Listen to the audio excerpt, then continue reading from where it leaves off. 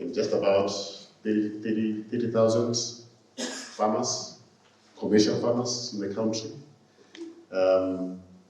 The only demise any country can have if it doesn't have enough food to feed the nation, and the food has to come from somewhere else.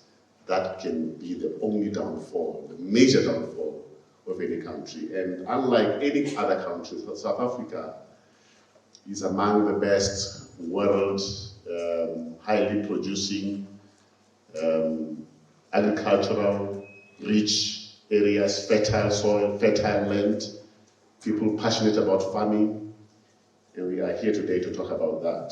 And hopefully today we'll learn a lot from mainly protecting our sector, protecting our agricultural produce, and protecting the whole sector of agricultural production. We are here, papers are here because somebody went to the farm to farm something, and we have paper. We are here, we came today, we are about to listen to the lecture because someone produced food that we ate.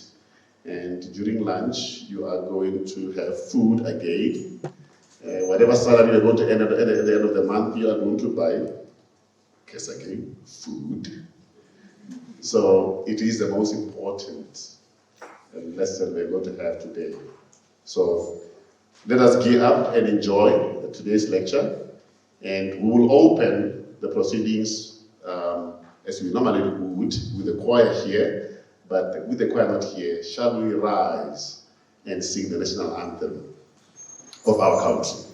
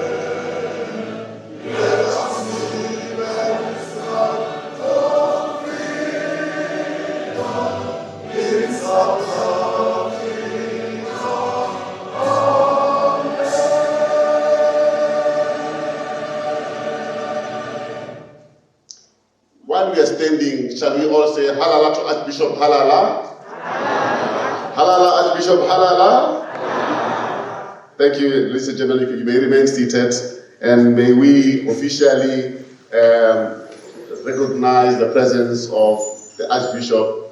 I will give him a space later on to speak to us, but Archbishop, may you wave for the audience in the hall, please.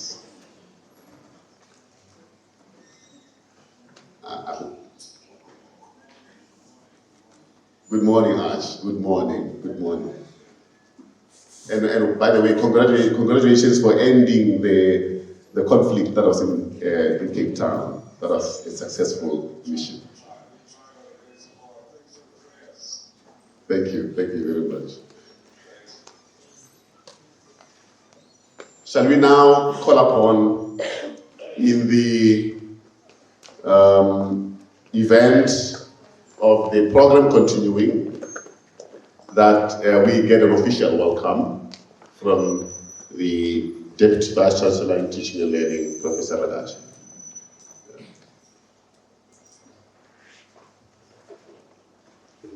Thanks very much, Program Director, Prof. Makgoba, the Vice Chancellor, Professor Mohalo, in absentia. You would have loved to be here, but there are other critical engagements of the university that he has to attend to. But fortunately, we work as a team, and we should be able to carry out this function properly. Archbishop Makgoba, and of course his family, the Makgoba community who are present today, and of course staff members from the trust, the Makgoba Trust, Ms. Mori Janki, the DVC for Research, Innovation and Partnerships, pastors who are present today, executive deans, and in particular Professor Suweya, since it is his faculty that is hosting this function. Professor Mashele, who is seated close to me, who is going to be the guest speaker for today. Directors of school and other support divisions, heads of department, academics and support staff, and of course, Mr. Victor Fogaswana, the head of marketing and communication, and his staff members, honored guests from the university and outside the university, the choir, and of course, our ICT and media officials, and more importantly, the students in our midst, ladies and gentlemen. Abshay, Tobel, Dimachero.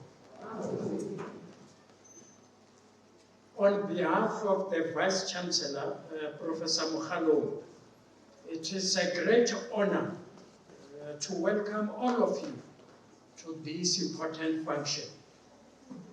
Of course, a special word of welcome goes to the Archbishop, Archbishop Makgoba, and members of his trust for supporting the university through thick and thin, as it were. For those who may not be aware, Archbishop Makgoba is a former student of this university. And we are highly grateful that he has not forgotten his roots.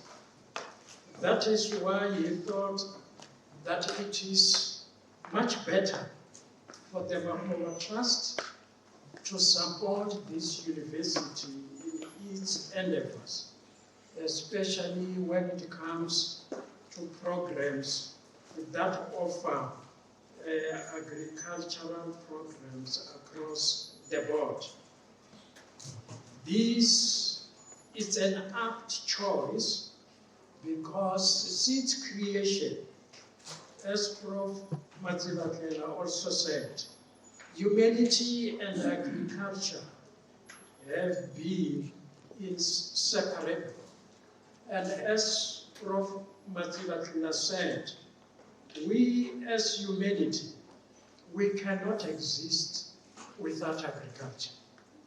Think of the cattle, think of the milk, think of the eggs that some of you had today as part of your breakfast.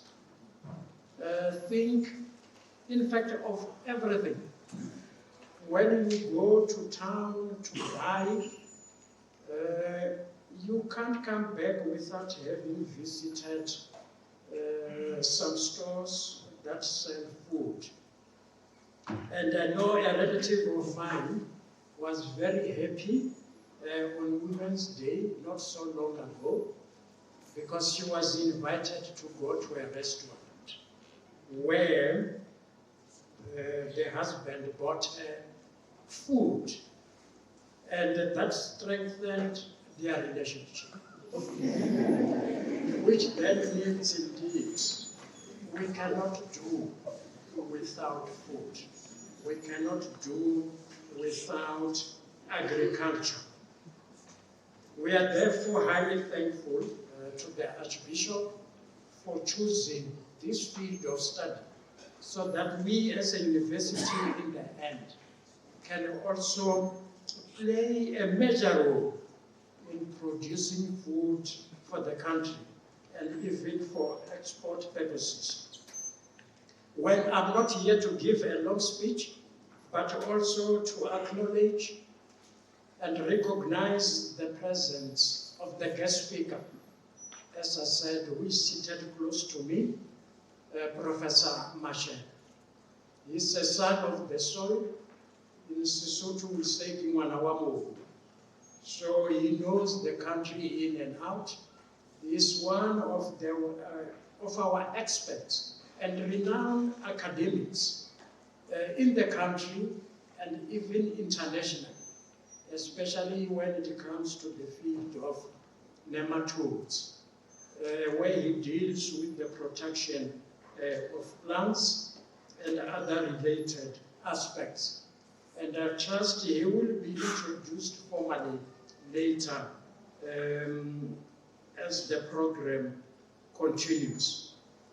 So in a nutshell, all of you feel at home, feel welcome, and we are emboldened by your presence. And later, of course, there will be a session for questions and answers. We would welcome such questions because we are in academia, and as you know, you become stronger by posing questions and also receiving answers.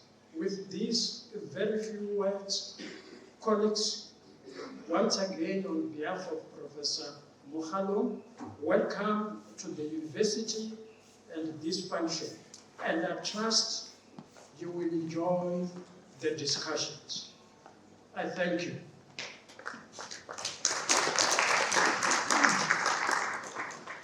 Thank you, Prof. I think now everybody is feeling welcome. I think everybody is geared up to listen to the guest speaker, to participate, to contribute. I did promise Prof that whenever the choir comes, regardless of my misinformation of representing what is happening today to them, before the guest speaker, before Prof speaks, I will let the choir sing at least something short. But while the choir is presenting to sing something, I really want to appreciate what is happening today and what has been happening for the previous 9 lectures, including today's lecture. Reminds me of a story of a farmer who owned a big wine crop, big cornfields, big wine farms. There's this particular farm fair, that competition that he always entered, and it was about maize. And he always entered every year and always won every year. But there was something interesting about him.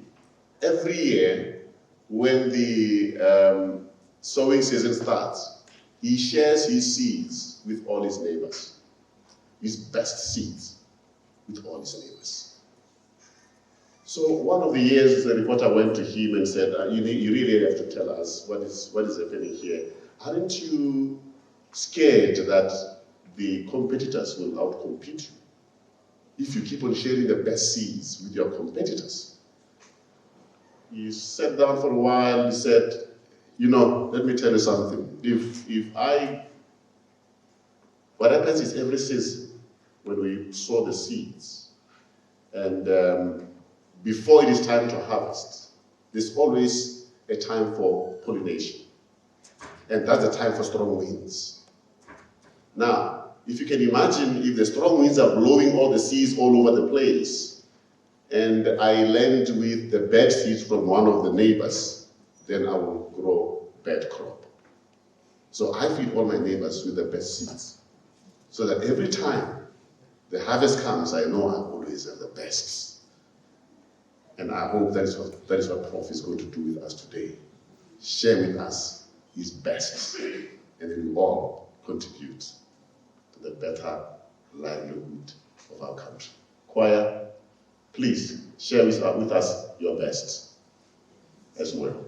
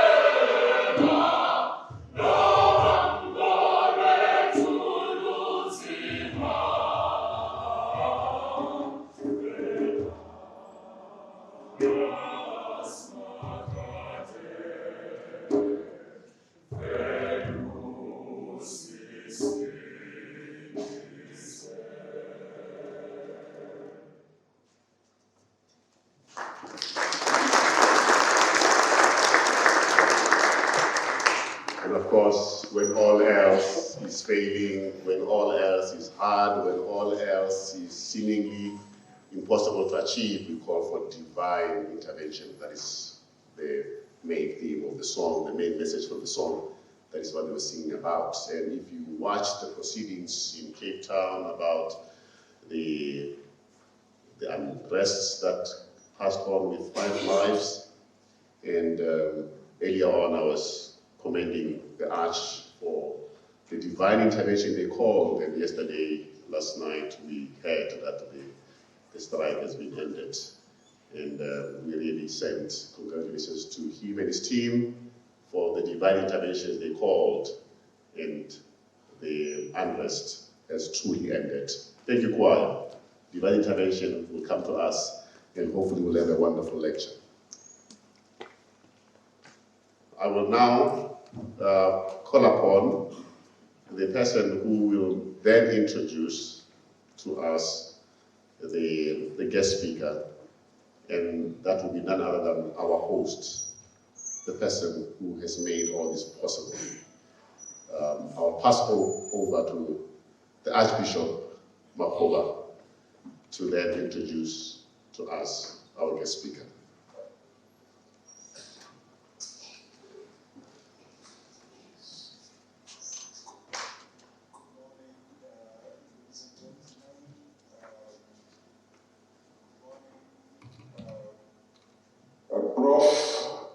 Our esteemed program director, Professor Matsibatlelan, and to the Deputy VC, thank you for your kind welcome, and to the Principal and the VC, and very few of you will know that when the VC was a student at the University of Limpopo, then Teflop, I was at the same time a student. So the university holds a very dear place in my heart as the program director has said. Let me acknowledge my family members that are there. Let me acknowledge Molly,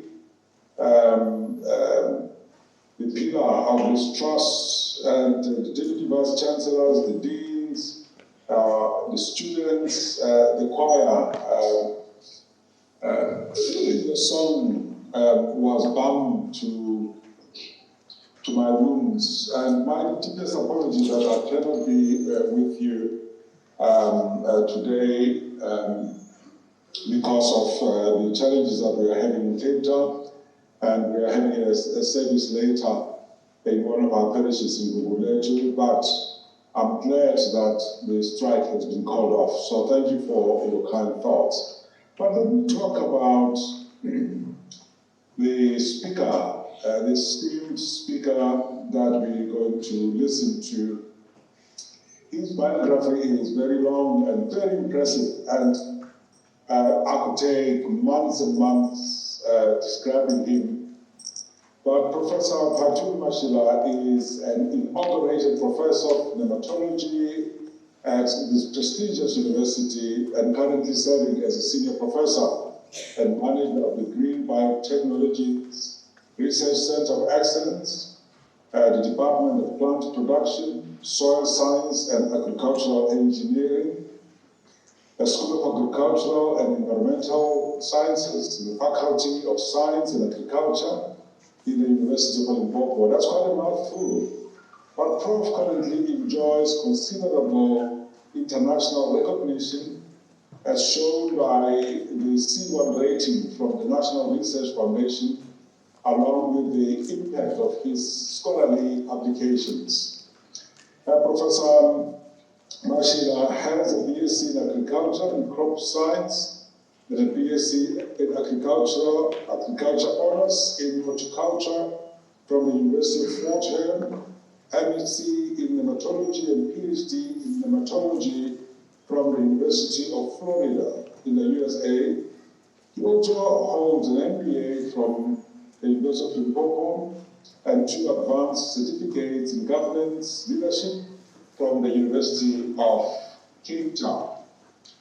Professor Mashila, with over 40 years of active experience in agriculture, has a total of 10 years born experience in agriculture, 4 years at the South African Cultivar and Technology Agency, and 6 years at the Agricultural Research Council, serving in research, technology transfer, and development committees, human capital and remuneration committee, and ethics and governance committee, where he honed his leadership skills in the boardroom, and a total of 30 years in skills development. We are so proud of you, Prof. And I can go on, but let me just continue just briefly again. In addition to skills development within the university, through supervision of postgraduate students, Patu, along with his partners in the provincial and national departments of agriculture, those from Agricultural Research Council, and 15 years collaboration with the then Belgium Inter-University Council, Patu has deliberately focused on promoting the rural livelihoods among the marginalized groups in rural areas to excel in farm practices. So we couldn't have chosen a better qualified person to address us on this topic. So his focus has been on youth, people with disability, women and the elderly, passionate farmers through technology and skills transfer in order to ensure their transition from sustainable subsistence to the main sustainable farming platforms. In short, Professor Mashila and his research partners developed a total of 10 technologies used in the development of rural livelihoods. Prof, we are honored that you are the guest speaker for this year. We look forward to your input and the robust engagement by those that will listen to you. Thank you. Please join me in giving Prof a round of applause.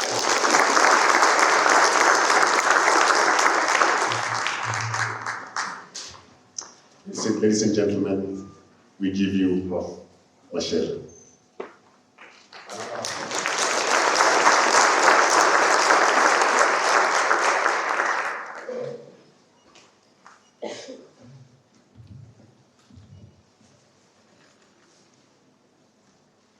His Grace, thank you very much for the introduction. I really appreciate the invitation to deliver this lecture. Program Director, this is the 9th guest lecture at the University of Makgoba to honor the tremendous contributions of His Grace in skills development and rural livelihoods through agriculture. I want to acknowledge that great men and women have previously delivered the lecture and delivered it excellently.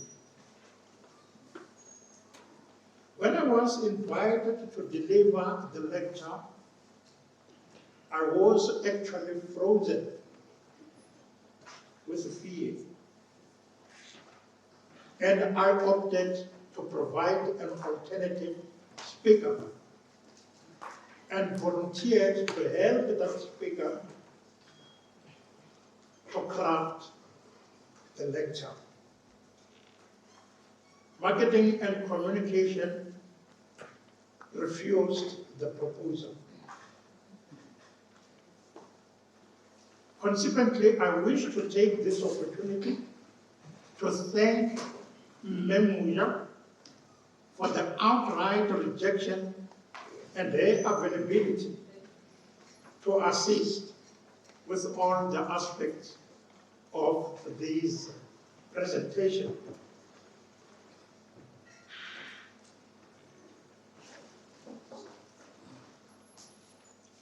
I want to thank the school faculty, our Dean, Professor Suweya, for all his support in what I am going to present before you. I want to thank Professor Makgoba, our VC and principal in absentia, for having granted approval for me to speak. He knows quite well that I'm not a good speaker. But being a good researcher, a good scientist, it doesn't necessarily mean that you are a good speaker. Sometimes my mind is faster than what I speak, and I am able to put my thoughts quite well on paper. I want to appreciate our two vice chancellors, deputy vice chancellors, Professor Makgoba, for your gracious welcoming remarks. And I also want to appreciate the program director for the remarks that he had made in agriculture.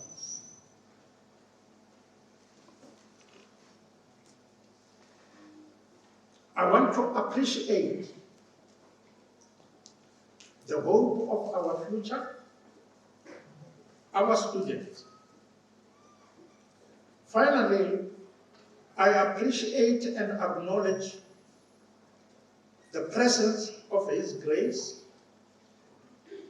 at the 9th guest lecture, and all of you who are here, Mahoshi Arena, Baruti,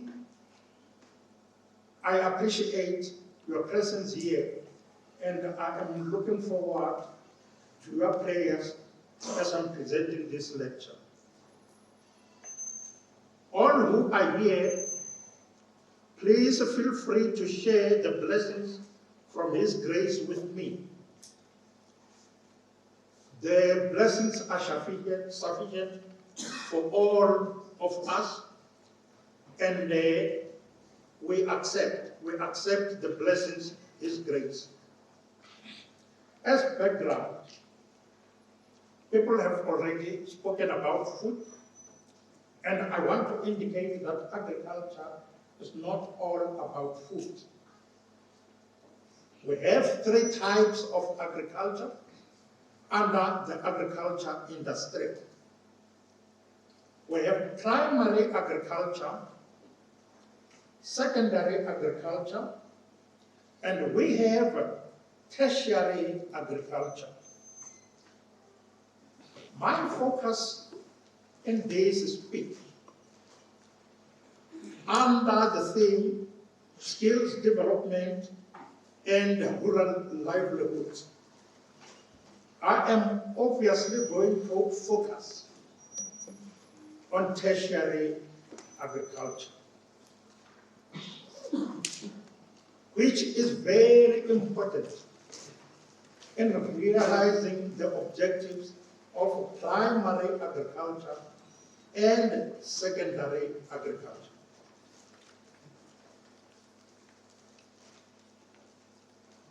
The speech or the lecture is divided into 3 main components: the background to the challenges that we face in tertiary agriculture,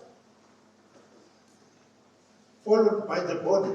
And in the body, I have decided to give perspective to the sources of the challenges that we have in tertiary agriculture. And then I will have the conclusion where we will be giving a way forward in terms of resolving the challenges in such a way that tertiary agriculture will contribute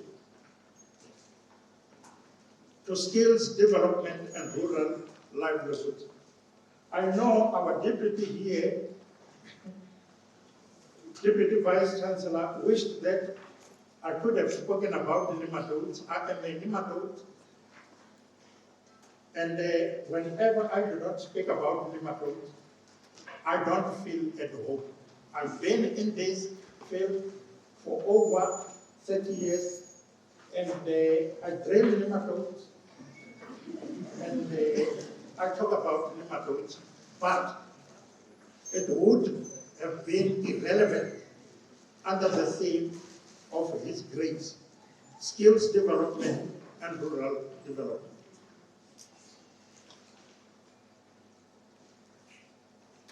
In the body of my presentation, I will give historical perspective under 5 headings. And one of the headings is black on black violence. Vervoerdian agriculture is number 2. Developmental agricultural mandates, number 3. Mainstream realities in tertiary agriculture. And then, what is it that we must do about the issues that I have raised from 1 through 4. As background, ladies and gentlemen, the state has the indispensable responsibility to develop the youth into responsible citizens. The youth is the future of the country, and investing in the future is non-negotiable. Else, the future is doomed. I was in politics. I decided that in politics I would not be contributing what I have been trained to do, which was skills development and transfer through student training. And the University of Makgoba gave me that chance to realize my dream. When I arrived here, the person who welcomed me was Professor Aisi, and he is a war veteran. He's still with us here, contributing in agronomy.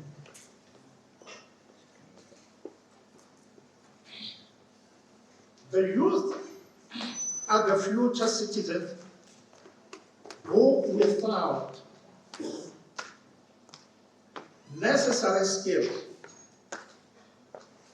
will not be able to contribute what the country is expecting them to contribute. I'm now getting to the point that I will be focusing on. The long queues of unemployed agricultural graduates in South Africa is indicative of the failure of the system, that the state is using faulty systems in addressing the issue of building a responsible citizenry. But we need to pause here, ladies and gentlemen, and ask ourselves, who is the state? We need to ask ourselves honestly, who is the state? The state that is failing this youth. Statistics South Africa, for the labor force survey in the 23 second quarter,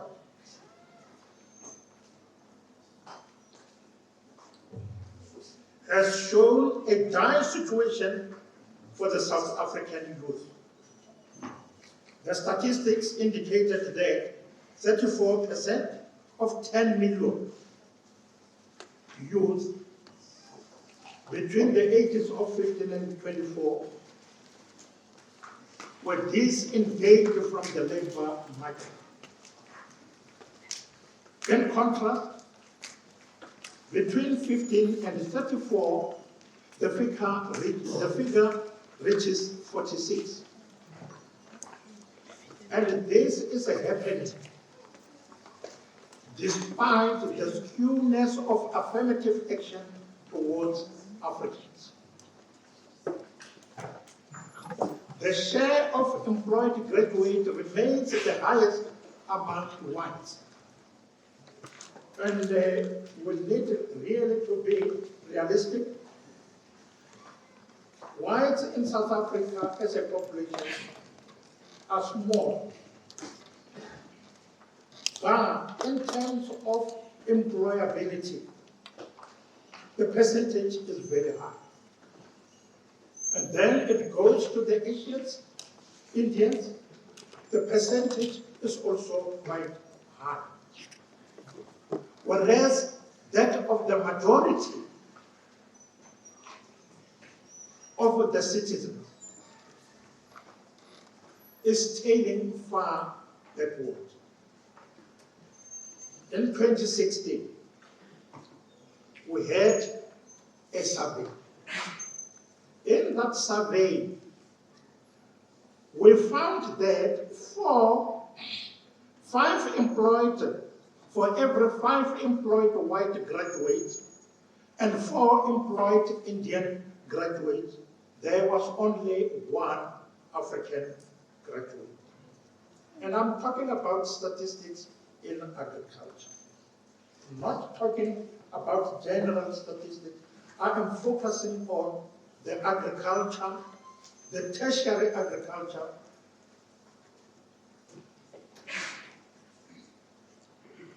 Now, the majority of unemployed graduates are poor African youth. And these poor African youth are mainly at historically disadvantaged universities. And these African tertiary institutes, we know quite well that the majority are led by us Africans.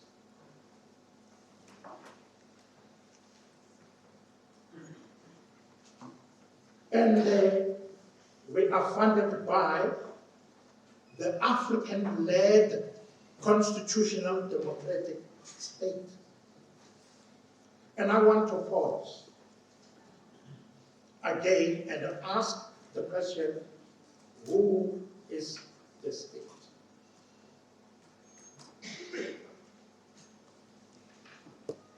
President Makgoba,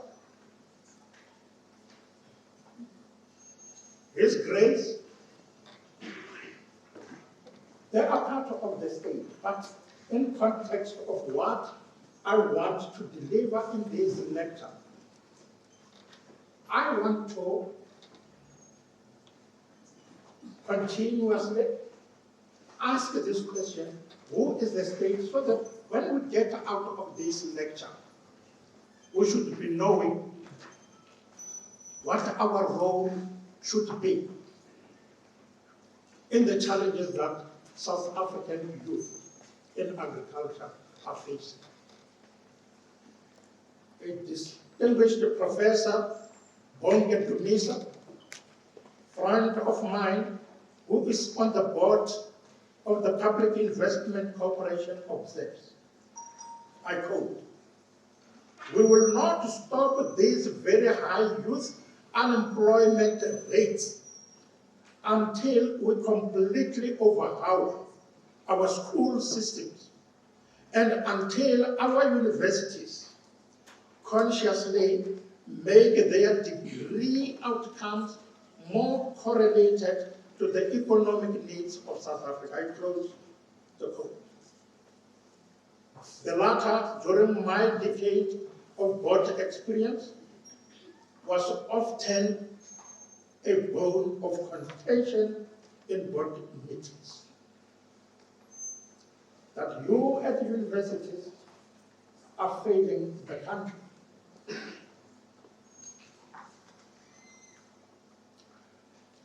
On June 23, 2023, the technology transfer of our great university hosted a research commercialization summit.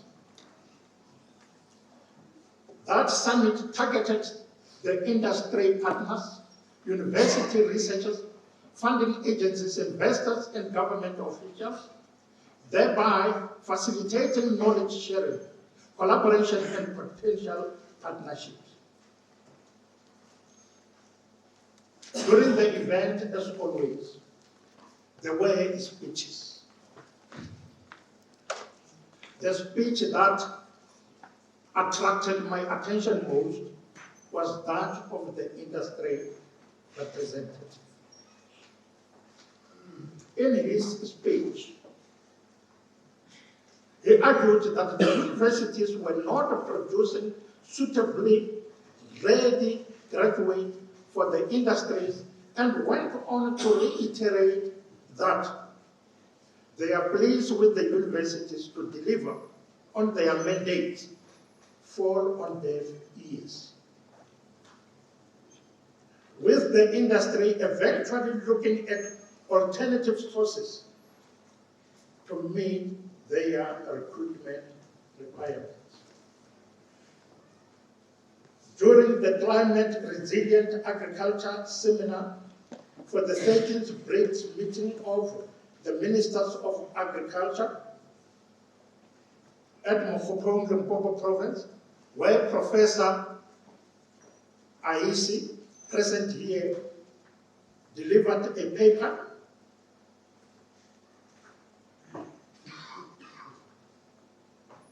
the focus of the discussions was on fourth industrial revolution technologies. However, the failure of tertiary agriculture institutions to provide specialist agricultural graduates with relevant technologies once again became a bone of contention. Once again. In 2016, the Agricultural Research Council commissioned 4 universities, University of KwaZulu-Natal, University of Limpopo, and University of Fort-Hare, to conduct a survey on probable reasons why qualifications at tertiary agriculture institutions were delivering outcomes that were not correlated with the priorities of the country. The survey investigated by the University of Limpopo eventually culminated in a report titled Misfit Agricultural Graduates, Where Did We Lose the Plot? And that's the question that we need to ask ourselves. Where did we lose the plot? The report, in its shortened version, was published in an accredited journal, the New Agenda 2016, under the editorship of Professor Ben Choro, who was the ANC MP previously. Ordinarily, when I was invited to deliver the 9th guest lecture, I revisited the article. I revisited the report and conducted a desktop study using the quarterly statistics South Africa Labor Force Survey from 2017 through 2023, just to validate what was observed in 2016. Regarding qualifications in agriculture, in 2022, for example, the youth carried a burden of unemployment as they accounted for approximately 60% of the total number of unemployed people in South Africa. The validation would crudely be translated to the theme of this guest lecture: skills development and rural livelihoods. I deliberately revisited the report and validated certain aspects of that report because agriculture industry has the potential to fulfill the outcomes mandated in Millennium Development Goal 1. And that goal is to eliminate poverty and hunger.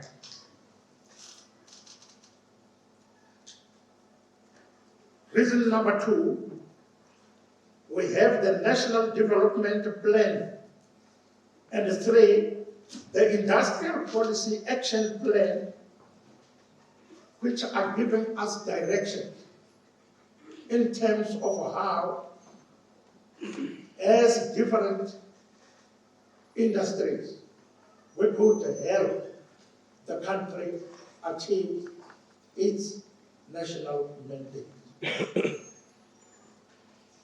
Dejectedly, ladies and gentlemen, the quarterly trends of unemployed graduates from 2016 through 2023 continued to confirm that the graduates being produced by the South African tertiary agriculture institutions, I'm not talking about the University of Limpopo, I'm talking about national statistics, are misfits for the highly mechanized primary agriculture industry in the 21st century, let alone the untapped secondary agriculture. I indicated we have 2, primary, secondary, and tertiary. And as we go down, you will have a better much understanding on this. His Grace, some of us who have tasted the Bantu education system and shouted the slogan, "Down with the Bantu education," can attest to the fact that the South African democratic state continues, but unintentionally, to use education as a weapon of mass destruction.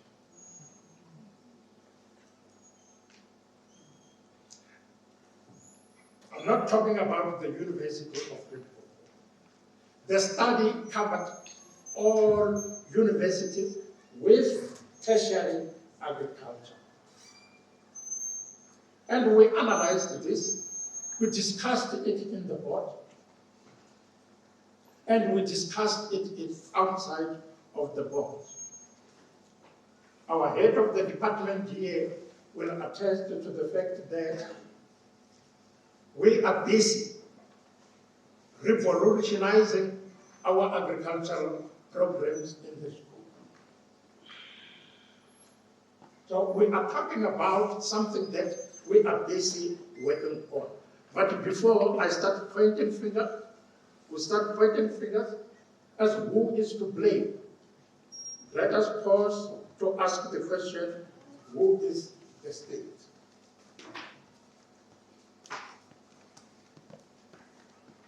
Let us pause, and His Grace, all of us should by now be wondering aloud, where did we lose the plot? 30 years into our democracy, where did we lose the plot? where we, at 30 years, are supposed to be still having challenges of skills. No, not after 30 years. Not after 30 years. In an attempt to answer the two questions, honestly and earnestly, I focused on 5 key issues. Where did we lose the plot? I focused on 4 issues so that you may understand who is to blame. At the end, who is to blame? Black on black violence is what I am going to very briefly focus on in terms of the theme.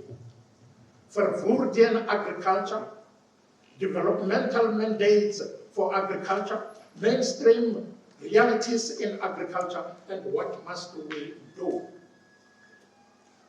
Broadly, the concept of black on black violence, terrifying as it may, in context of our theme, can be depicted in 3 types of agriculture. Primary agriculture, secondary agriculture, tertiary agriculture. We have 3 agriculture. And if you focus, you are in tertiary education, you focus on the wrong agriculture, you are a contributing factor to what the country is experiencing in terms of unemployed agricultural graduates.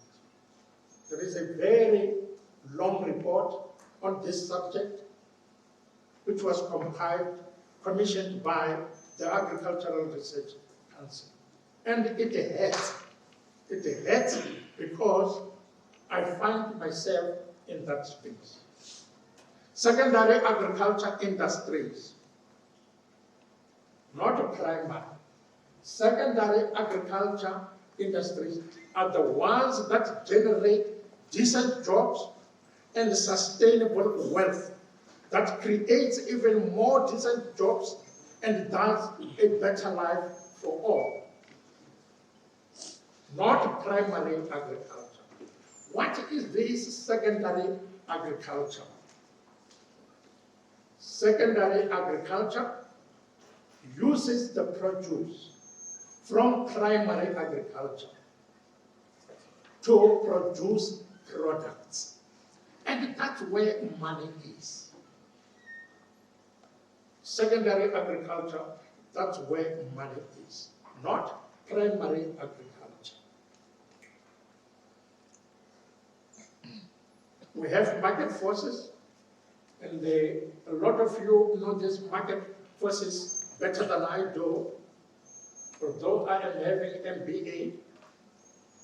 And those market forces, we call them political, economic, social, technological, legislative, and environmental factors, and in short, fiscal market forces. You do anything in an industry. Industry are forced to comply through these 6 market forces. And if you are not aligning yourself to the 6 market forces, if you do not adapt, you die. And that is the fact. Adapt or you die. We have these 6 market forces, and the 6 market forces are very strong in agriculture, and they are affecting the 3 agricultural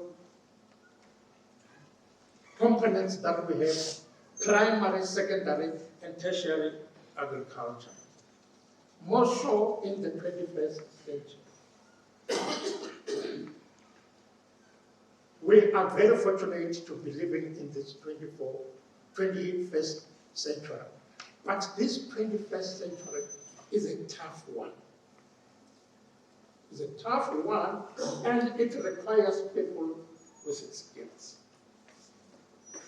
It requires people with skills. Globally, competitive industries demand specialists, and they do not want the jacks of all trades who are masters of none. If you are a jack of all trades and a master of none, the industry will avoid you like a person with leprosy. Will avoid you as such. What attracts employees to the employers is nothing but skill. It's not the color of your skin, but the skill. On paper, South Africa has world-class policies in almost all spheres of the three types of agriculture. And our government is at our disposal to ensure that the skills component is there. Notwithstanding, ladies and gentlemen, our tertiary agriculture institutions, but particularly at historically disadvantaged institutions, dutifully continue to produce excessive agriculture generalists. And we are doing that with passion. Like I have indicated earlier, we are busy, Deputy Vice Chancellor, correcting that mistake. We are busy correcting that mistake. That is why I have courage to present it here. Through our executive team, through our director of school, head of department, we are busy correcting that. But it was not an easy deal. I had to ask you to help intervene. And your intervention has worked. The covert intention, let me take you back a little bit. After democracy, there was a lot of RDP programs, and one of them was changing the tertiary education landscape. Certain historically white tertiary agriculture climbed on the bandwagon as a step forward.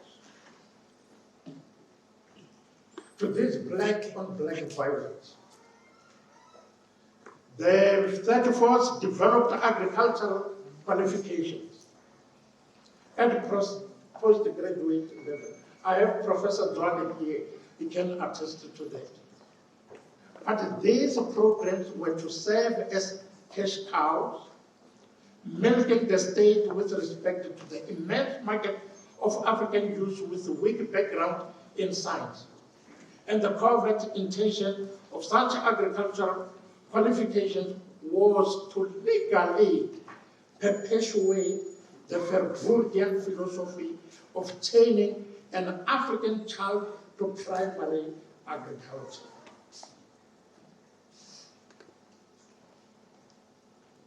I do not hate primary agriculture because it produces the resources for the agriculture where entrepreneurship can create wonderful things, wonderful jobs, decent jobs, sustainable jobs for the country. The qualifications were designed exclusively for training students for labor-intensive primary agriculture.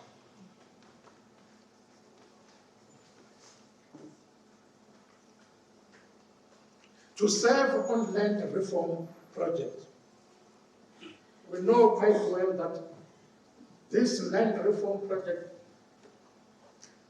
had since collapsed.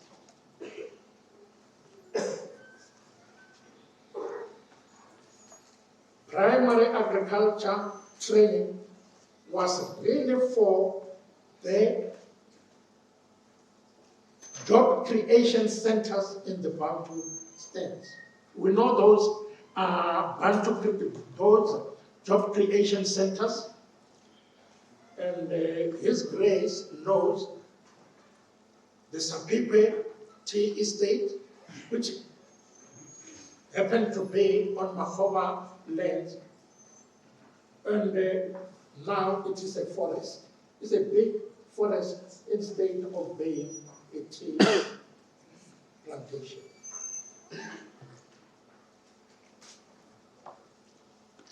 The third force tertiary institution gave postgraduate qualifications.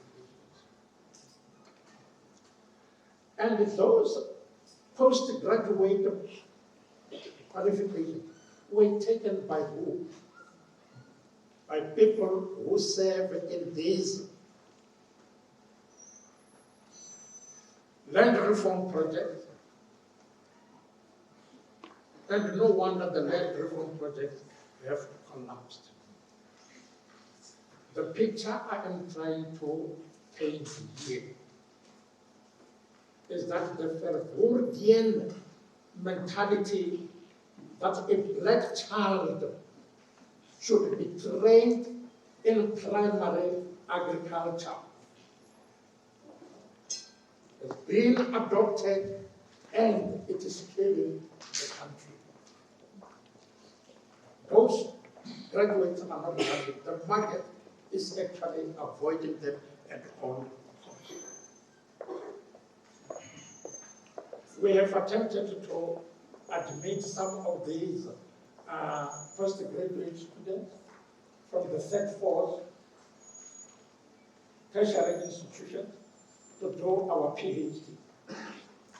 I need to indicate that those institutions don't admit the students in their mainstream PhD program. We have attempted, because they come here 90% average. And then our admission requirement says about 60%. We admitted them. And when we admitted them, it was just catastrophic.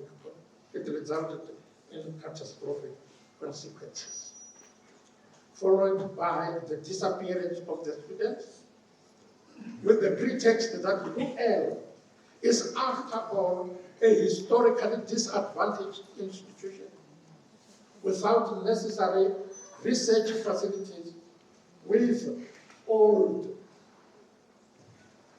professors like my friend Twali,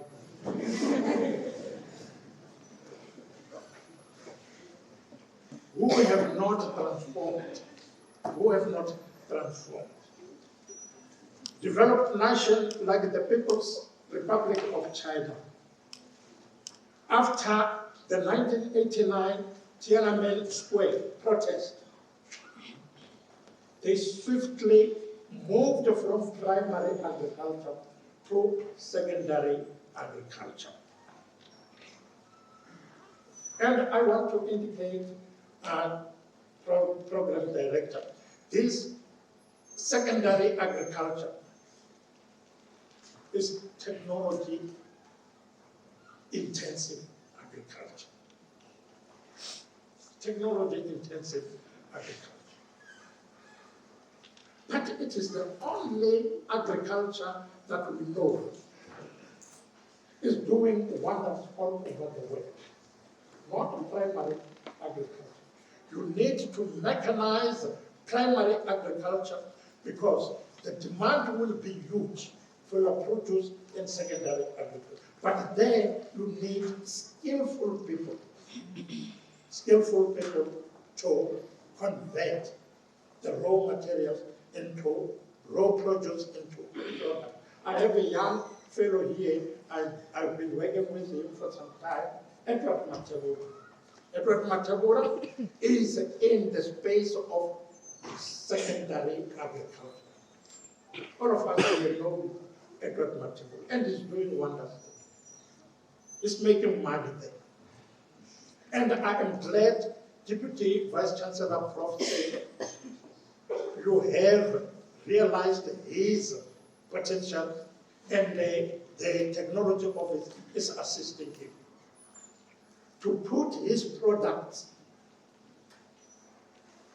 on the shelves. This here is a good example of what secondary agriculture can do.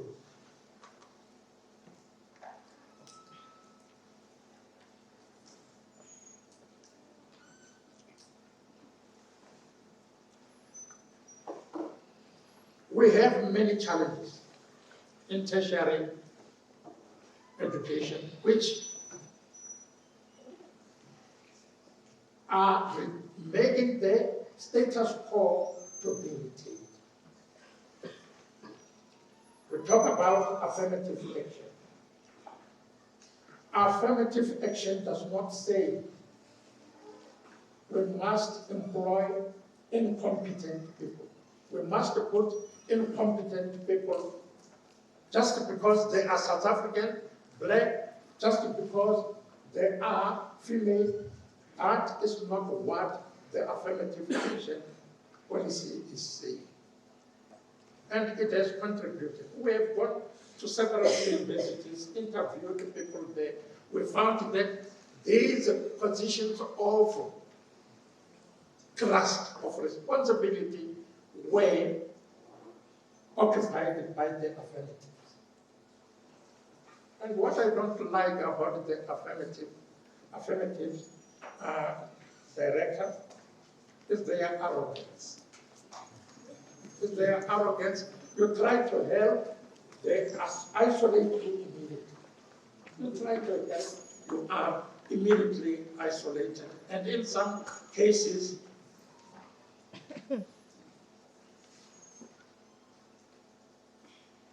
you are, and I am glad it is not happening in our department. At least.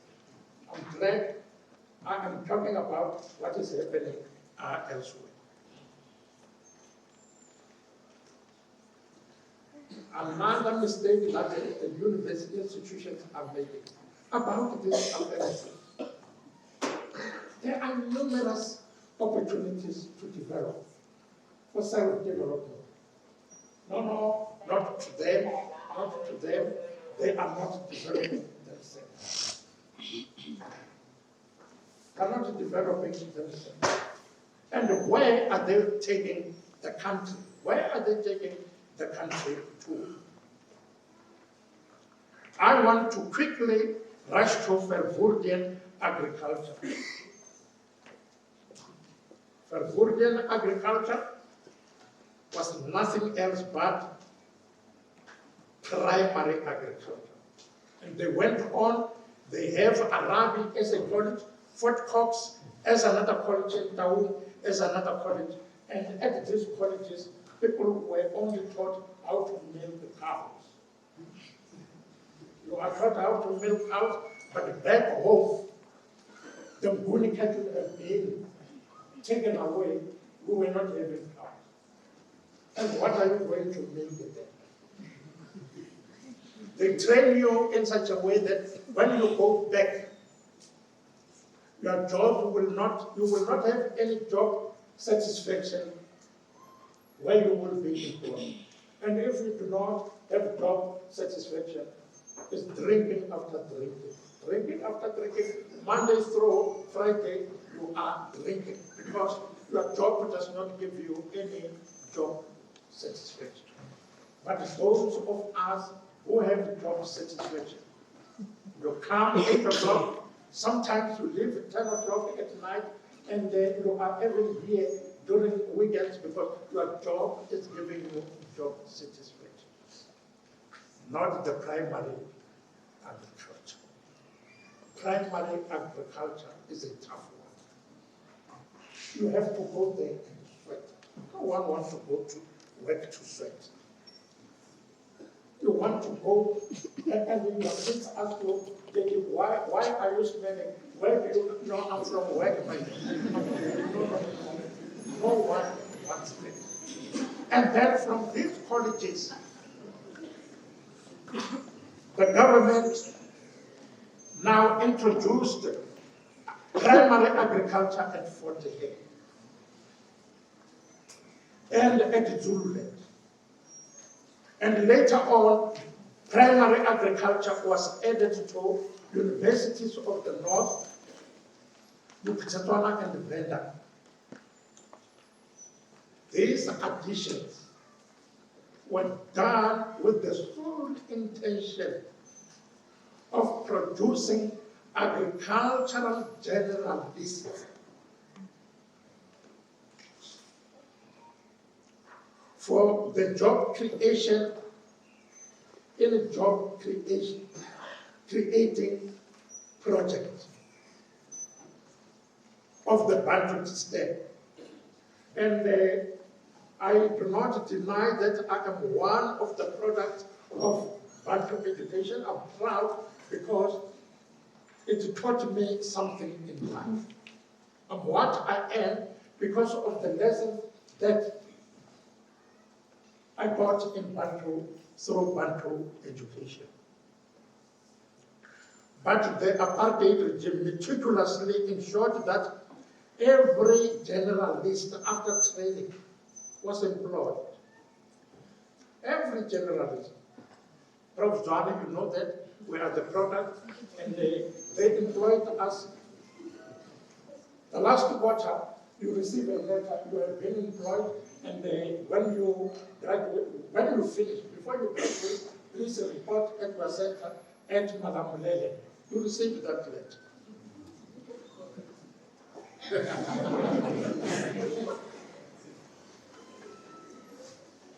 Unfortunately, most of those good projects were established on fragile soil.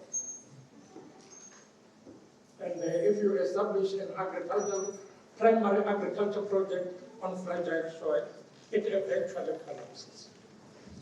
They collapsed not because Africans are not able. They were deliberately established on fragile soil. So, on those projects that have failed, they didn't fail because of anything except that me and the Prof. Johnny and others who were trained in primitive technology, which are not compatible with the highly mechanized agriculture of the 21st century.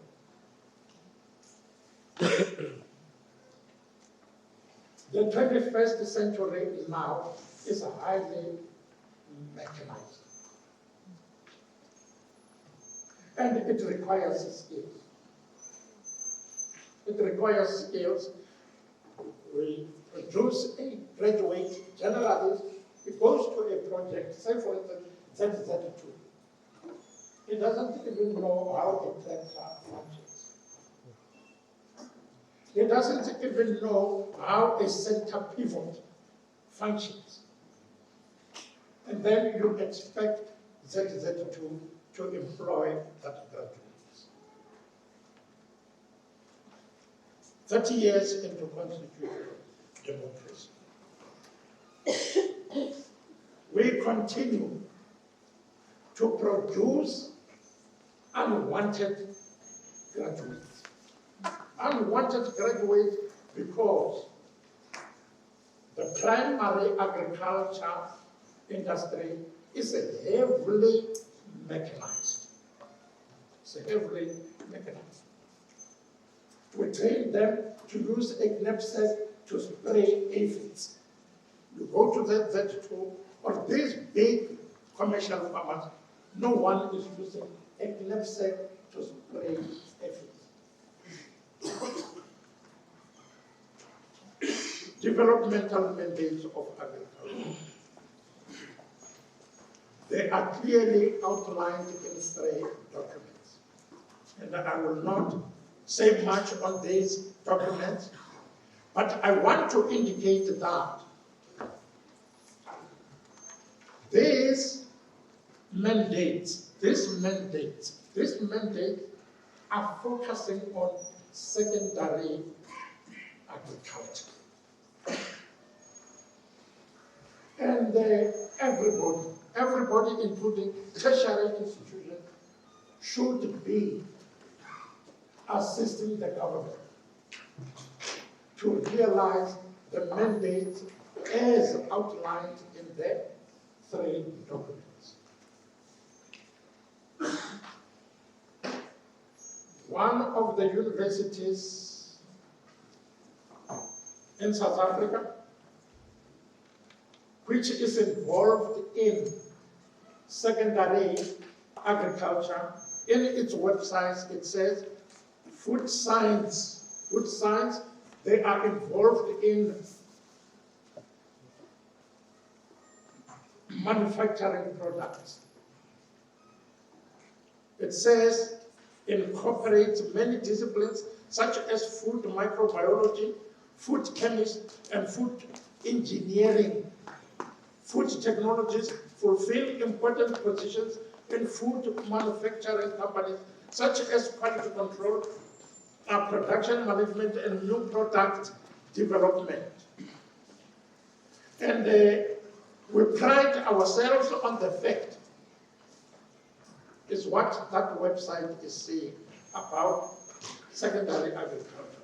We pride ourselves on our students who are competently prepared for this exciting career, and that they are well sought after in the food industry, which is secondary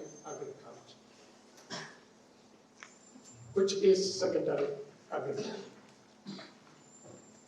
Mainstream realities in agriculture, which is leading me now to closing. What is it that is required in agriculture? Technology debts. Technology debts, if you are still teaching fallow irrigation, flat irrigation, very outdated, you are very outdated. And you take an outdated product to the market. Nematode-infested produce to the market. They just look at it and put it back. They just look at it and put it back. Technology debts. Controlled mechanized farming operations is what the industry is looking for. Variable rate technologies, precision agriculture, modeling, remote sensing, real-time data capture, target-specific application of pesticides, marketing and consumer information, and product processing and tracing.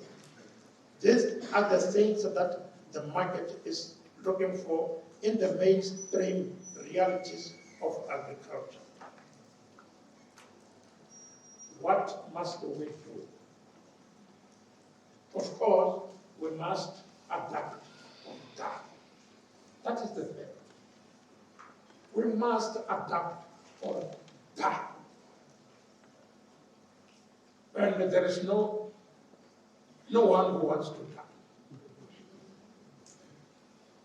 His Grace, I don't want to die.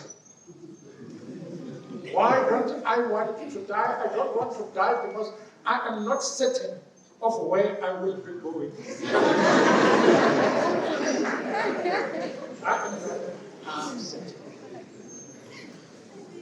But to adapt mechanized primary agriculture, we need to focus now on mechanized value chain innovation in primary and secondary agriculture. We need mechanized agro-food processing innovation, consumer behavior research, socio-economic food research, food and health extension, marketing of agricultural products and produce. These are the 7 thematic areas which clearly show that primary agriculture, along with the secondary agriculture and the tertiary agriculture, should initiate a serious dialogue. These 3 industries, primary, secondary, and tertiary, we really need to sit down instead of pointing at each other in forums like this. Young universities are not delivering. So what? What must we deliver? We don't know what is it that the industry wants. What is it that we must do? We have this mandate. We have these mandates, national mandates, but we really need dialogue. We need to sit down with the industry, with those who are in primary and secondary agriculture. We at tertiary institute, we need to sit down with them and say, where did we lose the plot? What are your expectations? We want our graduates to be employable. What graduates are you looking for? Skills development is a wide area. We have technical skills, soft skills. So what is the industry looking for? We need dialogue. And someone should initiate that dialogue. In closing, Program Director, agriculture qualification, when properly designed to fulfill the minimum requirements of cross-cutting, multi-skilled career opportunities, could be a convergent industry for unemployed graduates, as seen in most developed countries. It is already happening elsewhere. We are not to reinvent the wheel. We just need to adapt. We need to adapt. And I'm closing, Program Director, I'm closing. But before I close, together we need to answer the question, who is the state? I'm not going to leave that question unanswered. In context of what we have unpacked in this guest lecture, we in the Department of Plant Production, Soil Science, and Agricultural Engineering, we in the School of Agricultural and Environmental Sciences, we in the Faculty of Science and Agriculture, we in the management echelons of the University of Limpopo, we are singularly and collectively the state.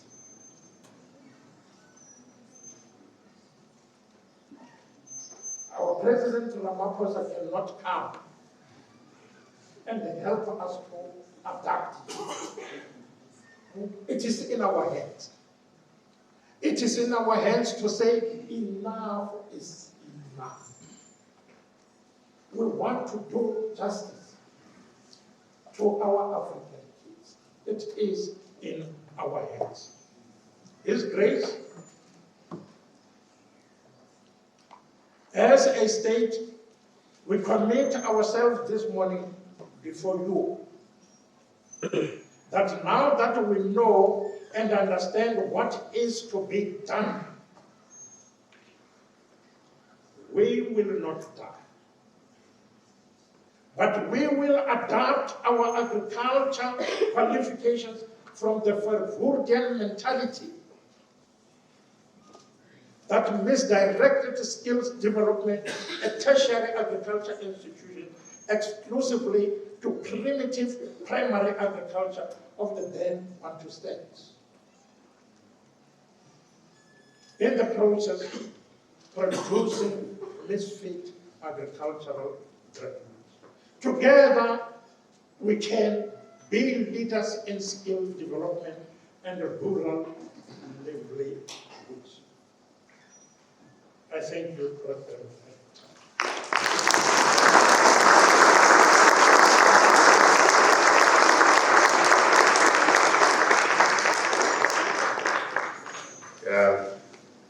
Thank you very much, Prof. I thought agriculture was all about planting and harvesting, and today I was schooled. I now know that there is primary, secondary, and tertiary agriculture. And yes, Prof, no one is not afraid to die. But you know, somebody once told me that there are only two things to worry about. If you are healthy or not healthy. If you're not healthy, then you have to worry. If you are healthy, then there's nothing to worry about. If you're not healthy, then you should worry about whether you are going to get well or whether you're going to die. If you're going to get well, there's nothing to worry about. If you're going to die, then back to what you worried about. Where are you going? If you're going to heaven, then there's practically nothing to worry about. If you're going to hell, well, there's nothing to worry about because you won't have time to worry. You'll be getting in hell. So there's nothing to worry about. While we sharpen our questions and give Prof a breather to drink some water, can I ask the choir to give us something short? And I'll also consult on how much of the questions I can take because the food that Prof was talking about is knocking and it needs some attention. So that the produce and the machinery that he was talking about, and the primary and the secondary and the tertiary produce has to be attended to after this lecture. Choir, can you nourish our souls before we get now reached with the food?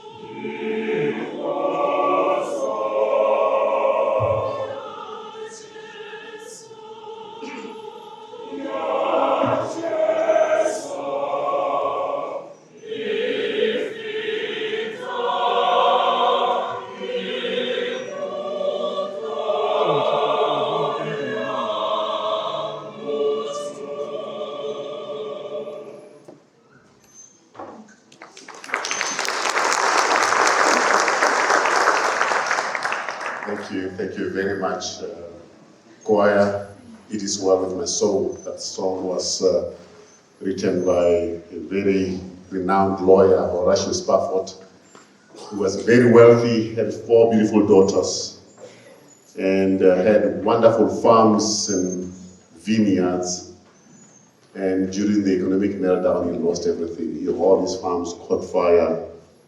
While he was mourning his businesses, the secondary agriculture, where he was doing the manufacturing, all caught fire.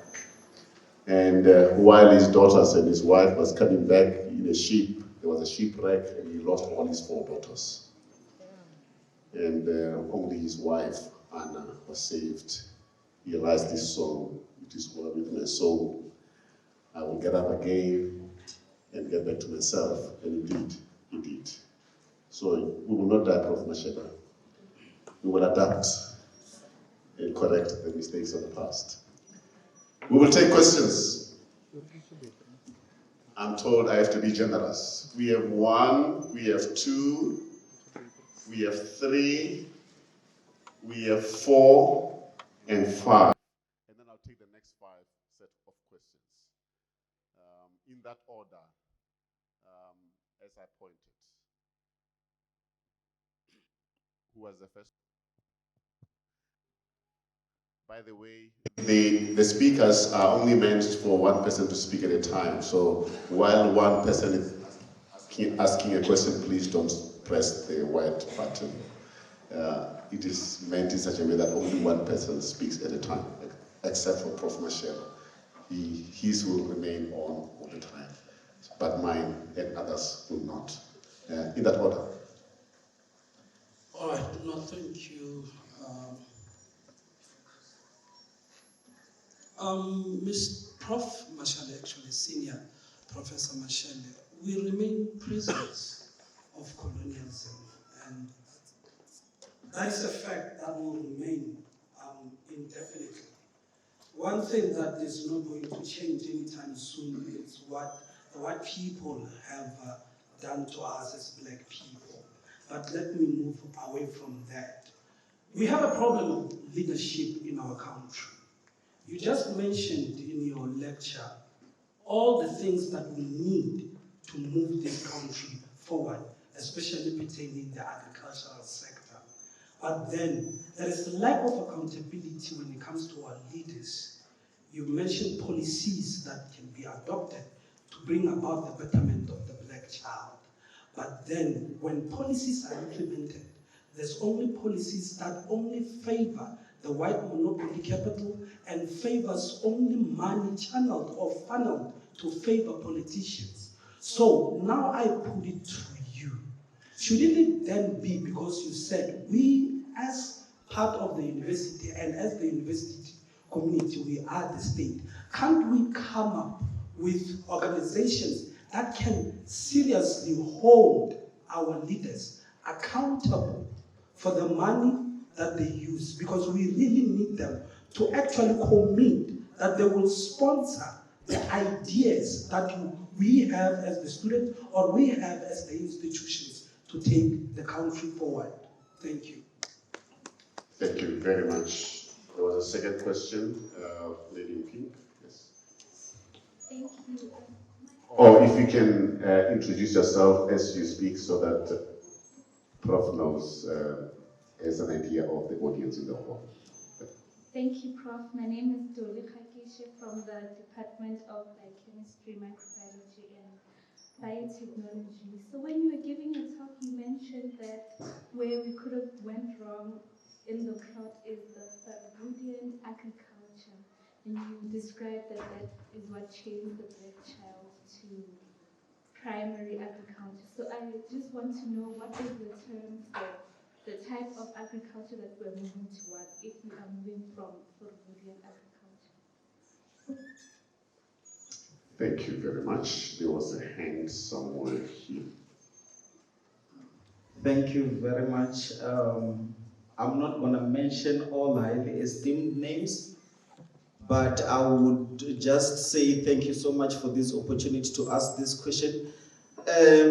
Not necessarily a question, but more like a recommendation that since there are more graduates that are coming out on the side of agriculture, and these graduates are not being employed as we compare the states to the states of the white and the Indians and all this together, maybe if we utilize the land, not to say that the graduate is given land, but they are given something like a lease on those land that they can make produce.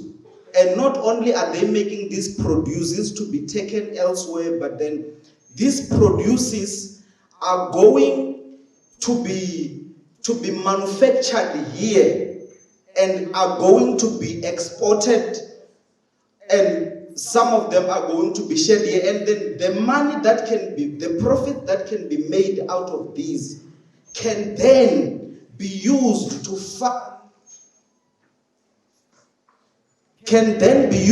fund our marginalized people back in the rural areas, can be used to start maybe new development agencies where even those people, for example, we have more Nyaopes now, right?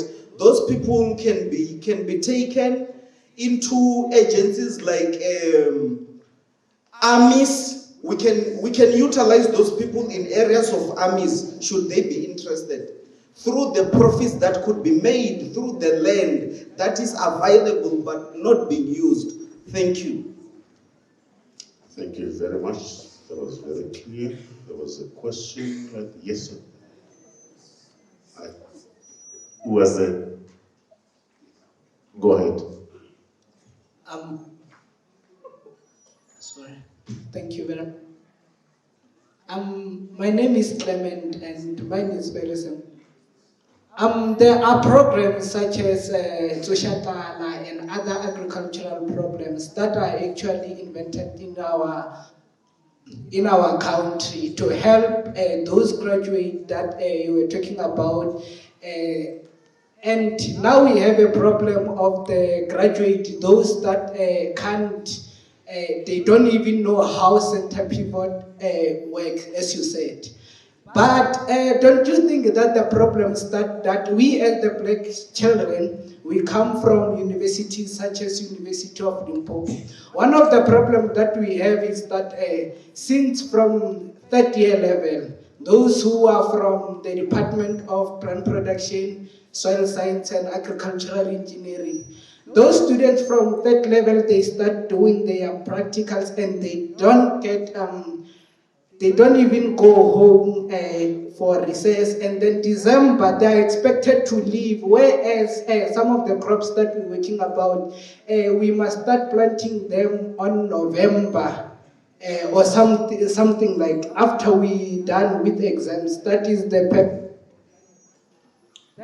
perfect climate to plant those. But we are then being said, okay, that we must go home, all of us. Shouldn't there be an accountability, or maybe they say that for those students that are going to be doing their research and those things, can they at least have accommodation and other compromises so that those students can stay here and then they can be able to produce those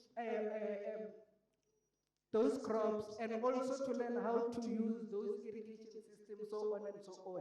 Than for us to come back here in January, we register in February. When we register, the climate are too cold for us to plant those things.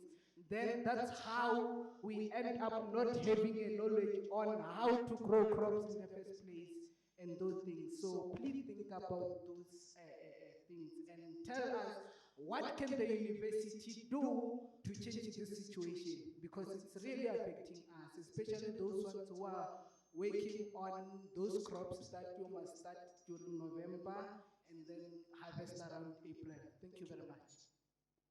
Thank you very much. That was clear. We'll take the last one. Good morning, colleagues. I'm Edward Matuna. I'm quite common here in the university. I speak facts. I'm not the person who wants to run away from things. We the academic community, with the support staff, we kept on running away from the truth. We shy away from the truth.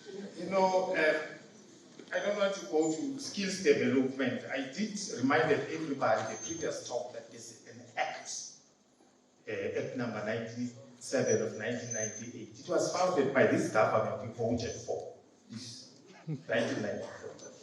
Has it been enacted to nothing? Now, we know very well here. My lecturer is here and my professor here. I don't speak under correction. They will support me. In economics, we have what we call the Gini coefficient, the Gini index.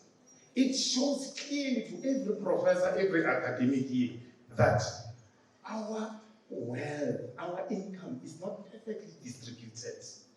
We have the 10% of our people in the economy, the whites. I don't want to use the street language. You will hate me, you will chase me out here. The whites, 10% of them, they spend 10 times of what we earn. So for every 10,000 rand prof that you have in your bank account, a white man has 100,000 to spend on food, joy, and everything. The Gini index of South Africa is compromised, and it's a trap. It's a trap by economy. You cannot move out from this trap because you are caught permanently because of the resources that you are having at your disposal. Now, what this Gini index means, it means for a rural person who is earning something from the government, they are actually working for the system, the apartheid system. We were trapped a long time ago, and we refused to go out of the trap. We said, no, you're spending too much. But my son, I bought a 2 kg formula at 80 rand, a 2 kg lactogen. I grew him. Today, the very same formula is 300 rand. The inflation hits you, it hits the food compromised person that you are speculating to say you are still developing them. And when you go to meetings at government, you say, no, there's a fiscal policy, progressive fiscal policy. What this fiscal progressive policy says, it says, and we put levy on fuel, or should we have an accident on the road, we'll give you 1 million. What kind of a fraud is that? So how do you explain a person who is food compromised at the village? Their livelihood it's actually not there at all, and then you are saying to them, get injured first before you get money. So the Gini index, we know it very well, it's skewed. Your salaries are a scam. Everyone's income, it is a scam. Now, the water rights. The farmers we work with at villages there, you put them in a group, you say, who going farm, ready for crops or whatever. They have no water rights. They have no water rights. The river is passing near them. There's an association of white farmers who issues water rights. And this one is likely to plant maize or wheat, water rights. How are you going to grow food? Is it not a trap? Now, thirdly, the natural resources. We've all been shifted out of the protected land. We know very well. We have to find a policy as an institution, recommend to government. We are but we can always craft our own Gini Index X. We have to have a Gini Index X that will actually equalize the income redistribution of our society. Thank you.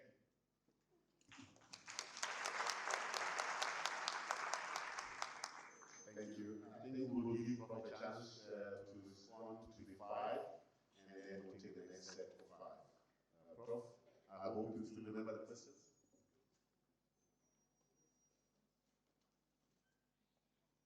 Thank you. As well as the colleagues here who are raising questions,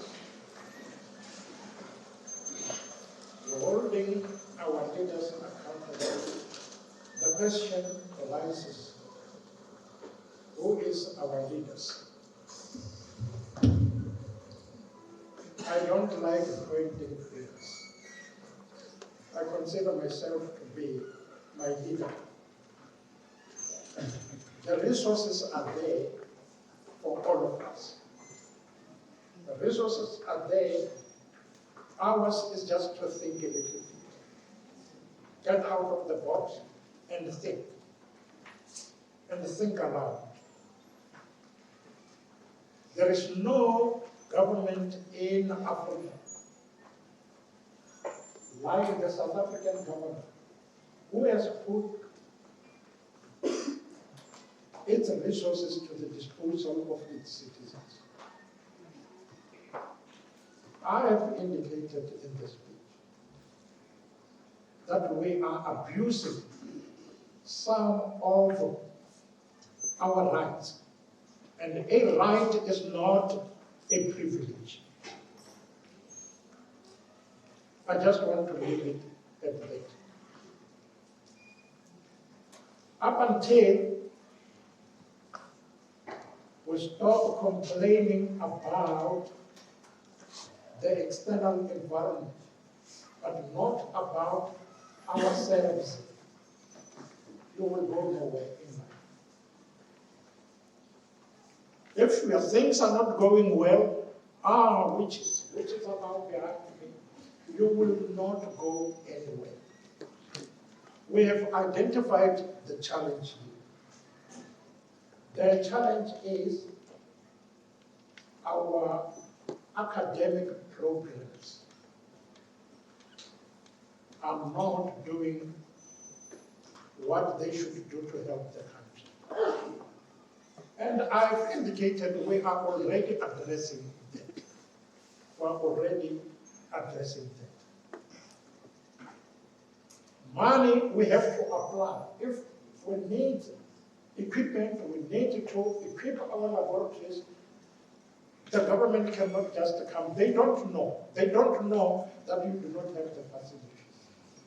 And we as a state, we need to help our government. We need to help our government to help ourselves.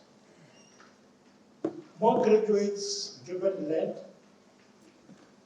I have a challenge with that. Serious challenge.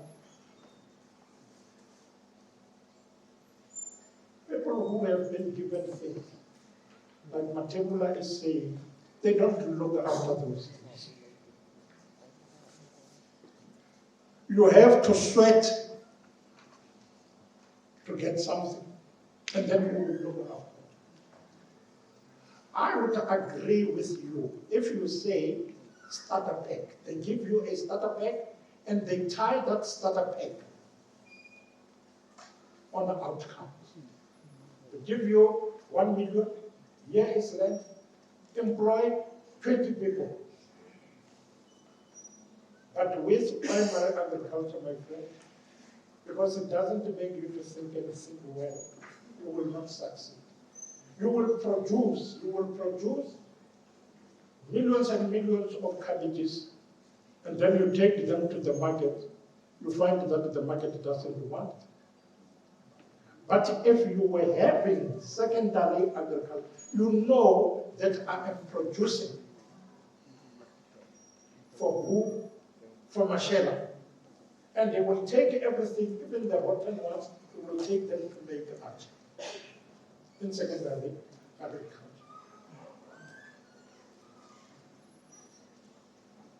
I am not in favor of people giving things for free. And even yourself, yes, NSFAS, free education is well, but I don't expect your kids to be on NSFAS as well. Sorry, I sir. expect you to get out of that pit of poverty.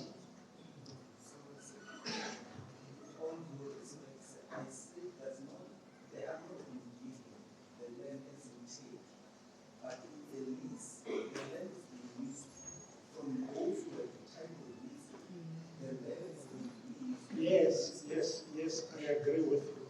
I agree with you. The issue that I am raising is that given. I'm talking about startup pay. What's a tight responsibility on that startup pay? How many people have been given things, and where are those things now? Obviously, sir, there will have to be a level of transparency and certain policies and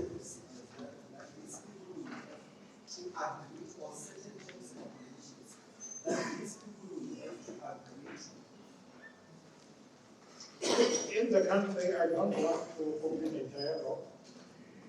We have more than enough policies. And how do you explain the failure, the massive failure? I'm not talking about small failures, massive failure of our primary agricultural projects. Massive failure. And I would not encourage us in our training to focus on primary agriculture, but to focus on the secondary agriculture, where people will be taught entrepreneurial skills. An entrepreneur is a person who is willing to take risk, but taking risk with the aim of making money. We can discuss it further outside.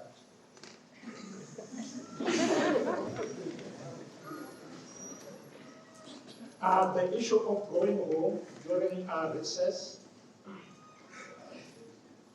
I'm glad our executive dean is here, and I guess it has already been corrected. Students are here, given an opportunity to stay and conduct their research during the recess. Makgoba.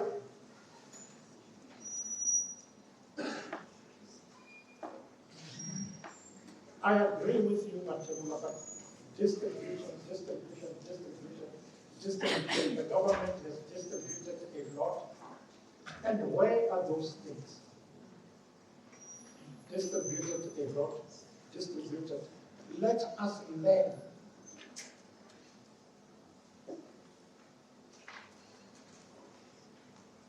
To be responsible citizens.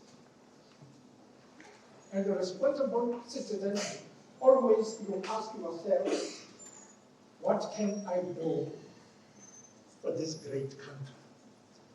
And not What can I get from this? I agree with the things that you are raising. Some of them are historically tied. In the presentation here, I focused a little bit on history so that you can be able to conceptualize our challenge. Our challenge is not emanating now. It's historical. But once you have understood that it is historical, then you should come up with your own strategy to adapt. And if you do not adapt, it's death. Thank you very much, Prof. Before you take some of them to the streets, I see the gentleman is ready. Ms. Khakishe, was your question? No, Prof, it was not answered. I think there's one that's her question was what will be the alternative to Vervoerd primary agriculture? If this one is termed Vervoerdian, what will be the other one called? Maybe Prof should coin a term for it. If you look at the agricultural mandates, I've already spoken about Millennium Group 1, elimination of hunger and poverty. Primary agriculture, unless you have land, and I'm not talking about the 5-hectare land, unless you have land and you are mechanized, you cannot make it in primary agriculture. And that was very good stream. But let us put these flags in homelands, battlestands areas, fragile soil, and focus on primary, have them focusing on primary. But we cannot really forever, 30 years after democracy, continue blaming Thabo. I was just bringing it to give you my own perspective.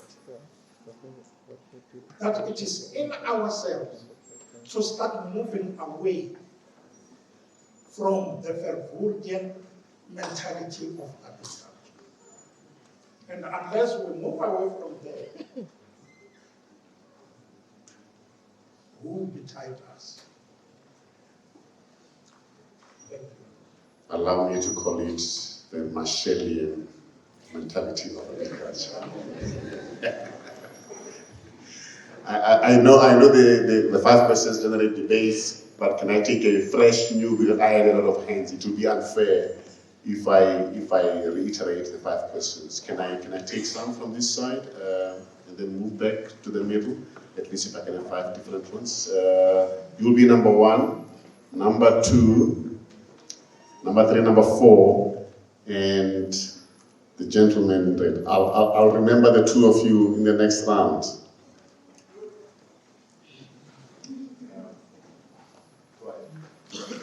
Good day. My name is Bongana. I'm not from the Faculty of Science and Agriculture. I'm from the Faculty of Management and Law, doing economics, but this thing concerns me as economics is generalized. Okay? So, as the Prof said that our students are being taught about the primary agricultural sector only and not about the secondary agricultural sector. And I'm sure among all of us here, most of us who are from poverty-stricken villages, okay?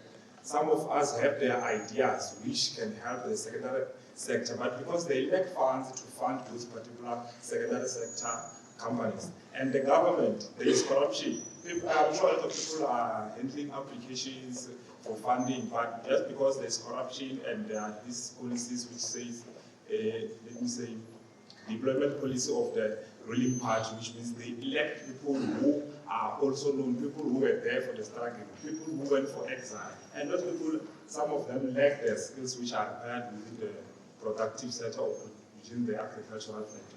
So don't you think the government should amend those policies or maybe change some of the policies which are not effective enough and not efficient enough? Don't you think the government should amend some of those acts? Don't you think we should deal with those people? And another thing is that we know that our parents are told that at the age of 65, they should retire and go for retirement. But those ones are in parliament. Some of them are 65 years old and they are still in office. So don't you think those people should leave the office in order for us to let the youth lead, because there is high rate of unemployment within the youth part of it? Thank you. Thank you. Before the next speaker speaks, to the students that are here in R40, please do not leave yet. I'm not saying anything about anything, but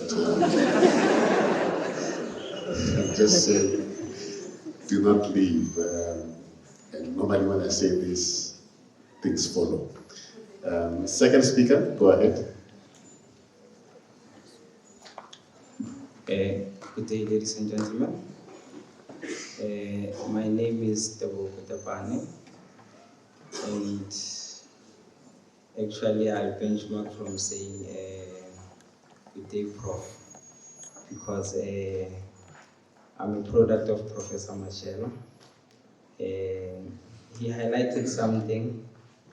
Yes, students disappear for reasons. Nevertheless, let me just get on with my questions. Prof, I heard you talking about transformation a lot, transforming into the secondary agriculture and doing away. I don't know if maybe I'm putting it correctly if I'm saying doing away with primary agriculture. However, recently there was a workshop that we had whereby we spoke about the agricultural master plan. In that particular workshop, they highlighted the importance of having a supplier, even though you are doing agro-processing. Currently, I'm venturing into agro-processing. We've established our own products made out of moringa. And one of the key tenets that I also noticed is that without primary knowledge, it is actually difficult to get into secondary agriculture. And I do agree with you, Prof, that a lot of information that is coming out right now, we are outdated actually. We need to be updated. So then the question is, looking into the agricultural master plan, which says that there has to be quality agri parks. Agri-parks. Remember, even when they started this seminar, in the second lecture, they spoke a lot about the 1 hectare, 1 farmer program. But it failed because our people, obviously, they don't take care of the things that they are given. So now, given those challenges and what we have identified, how then do we transform specifically the primary agriculture to make sure that when they supply to the secondary agriculture, where a bulk of the agro-processors are, then we can be sure that the whole value chain is captured, because finally, the final leg of the agricultural master plan is the consumer, whereby we are going to check the consumer index, consumer perception, preferences, and all those things. So how then do we string all those different sectors along to ensure that at the end of the day, agriculture is effective, whether be it primary, secondary, or even tertiary? Because I believe that secondary agriculture will not survive on its own. Thank you so much. Thank you very much. I identified one more person this side.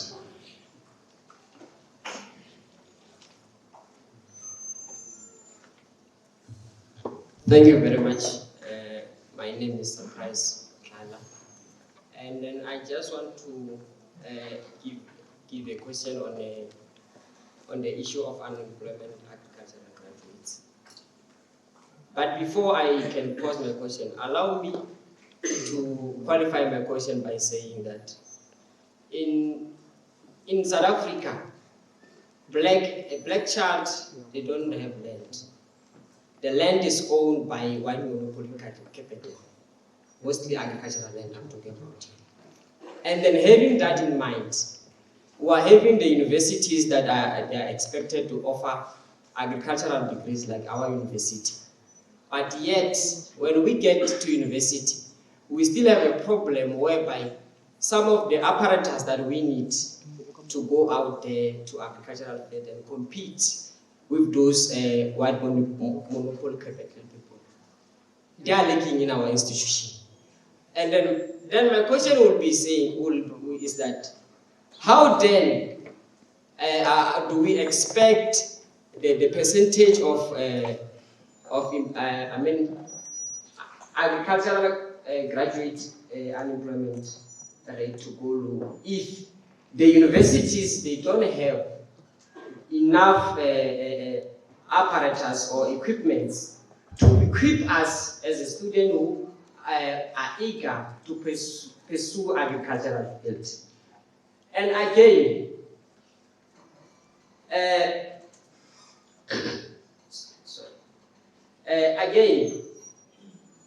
how then, okay, why can't the universities, because I believe that as agricultural students, we need a practical learning than theory. In agricultural fields, we need practicals. But then, yet we are offered a degree for 4 years with a mini practical that they can't even label us as experienced graduates. Allow me to make example of people who are doing Bachelor of Education. They are given a period where they are allowed to go out to different schools to exercise the theory that they were taught in their respective degrees. But we as agricultural students, we don't have time whereby we need to go out to the, perhaps to the farms where we can be able to show out those employers that we are capable of performing the job. Hence, when we graduate, we find a poster, they say we need 3 years experience. Where do they expect us to get that experience? Why can't university help us acquire some skills, thereby where perhaps during third level, that's where they can say, in your fourth level, it's an experimental year, whereby you are expected to be in the farm full-time, learning how to use those apparatus that the university itself doesn't have. Thank you.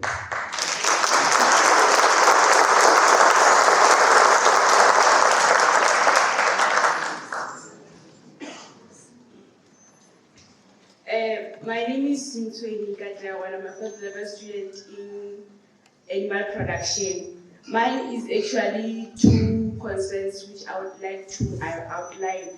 The first one is language barrier. Us as University of Limpopo students, we are based in a rural area, and I'm sure that almost all of us in here, we went to public schools which do not offer Afrikaans as a subject. There are some farms which can take out internship programs where you find that Afrikaans is part of the requirements needed for selection. So in this kind of situations, how then do we adapt to such reality for us to fit in the industry? Then the second concern is on encouraging entrepreneurship within agriculture. We have many successful farmers, but when you check their academic background, they did not study, or rather they don't have qualifications for agriculture. But maybe they might have had the privilege to inherit livestock and also land from their past family members. But us with agricultural qualifications, we don't have that privilege, I can say. So the question is that, how then do we encourage entrepreneurship? Which resources can be made available for us to partake in the entrepreneurship within agriculture? To answer this question, maybe when it comes to resources such as land, one can say that we should go to the nearest bush, but when we get there, we get subjected to the fact that and then this means that even though we have the interest and passion to pursue in entrepreneurship, but due to lack of proximity, we are being sidelined. So I don't know what will be your intake on this one. Thank you. The last one.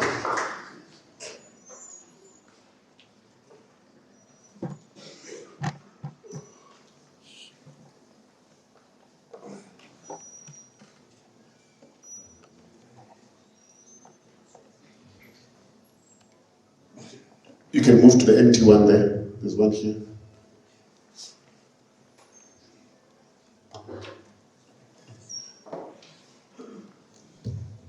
Okay, thank you very much. My name is Thabo. I'm the current and outgoing chairperson of the Faculty of Science and Agriculture.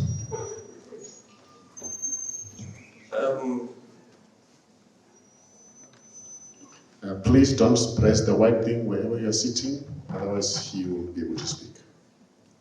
Yeah, I'm a bit concerned and skeptical about how Professor was responding to the questions. I think he was a bit justifying why everything should be the way it is, instead of actually giving us the base. We are looking for a foundation. We can't keep on building a house on a slack foundation, and we hope that we'll just see how tall it gets. But what people are asking is, how do we then get to access those primary agricultural activities instead of just saying that it's been 30 years in the democracy, then we must adapt to it. I think it's best if we get the basics and the base, the foundations, on how best can we get back to getting those primary agricultural knowledge. That's that from me.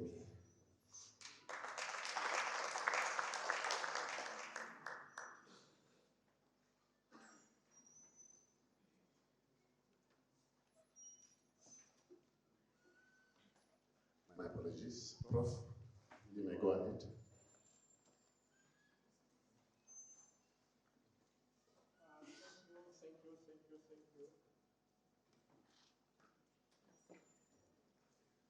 In terms of changing the policies, which policies do you want to change?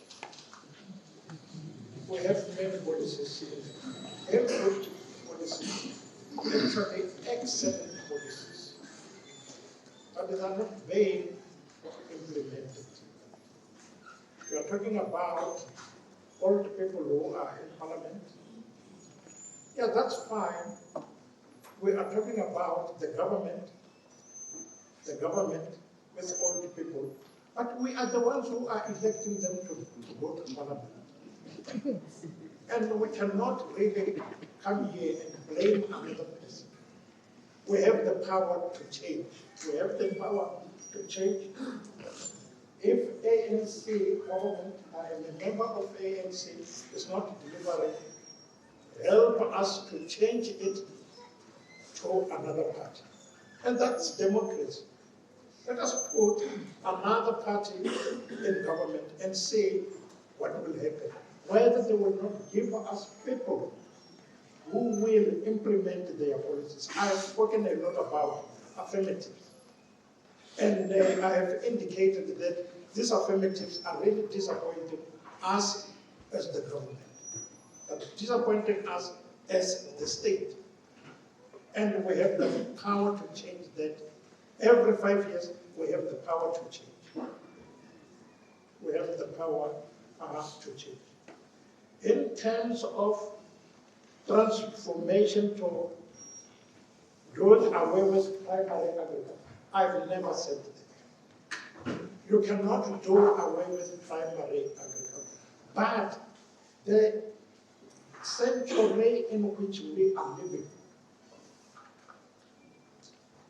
you cannot survive on 100 hectares if you are going to use labor to cultivate your land. To plant, you need to transform and be mechanized. And I've indicated after, I gave an example of the Chinese after 1989. They immediately mechanized the primary agriculture. And once you have mechanized that, the work which was being done by 1,000 people is now being done by one machine. And where do those 1,000 people go? You need to reskill them. You need to reskill them, short courses, reskill them, and then they get into secondary agriculture. The two go hand in glove. No booming primary agriculture, no secondary agriculture. But if you are having very good primary agriculture, it will even force the tertiary institution to adapt their training to assist the secondary agriculture sector. Mechanize. Mechanize is the message that I want you to take along. Mechanize primary agriculture. Facilities. Facilities or practical. The facilities are there in this country. The facilities are there in this country. You need to sit down and apply. You just need to sit down and apply. Our Prof. Aisi, we came here, no equipment, nothing. We sat down, we applied, it's now running. A very successful laboratory. I'm running a very successful laboratory. You need to sit down, not in this country. Facilities is not an issue. But the issue are the affirmatives. And perhaps that's where the policy needs to be changed. Put the right people in the right position for the sake of the country. For the sake of the country. Acquire skills, experimental, university, and university is not a technical. We are not concentrating on providing skills. The skills that we are concentrating on go hand in glove with brains. Technologies. Develop technologies. Help the country in developing technologies. And a lot of our students are in that space now. They are helping a great deal in the development of technology. I've seen a large number of the students at the center truly assisting us in developing technologies which are relevant in the development of smallholder farmers. Language as a barrier. We have 11 official languages in South Africa. I'm a farmer. When I go to a white African farmer. I break the English there. Otherwise, I will not get what I want. I break the Afrikaans there. I speak in Afrikaans. Because I want something from that farmer. We have 11 African languages, and Afrikaans should really not be a barrier that can prevent you from getting what you want to get. We go there, and this is why, if you are breaking the language, they are willing to assist. But perhaps our deputy vice chancellors are here, and the students in agriculture say we need to introduce to include Africans as a language in their children. Perhaps that's what they are saying.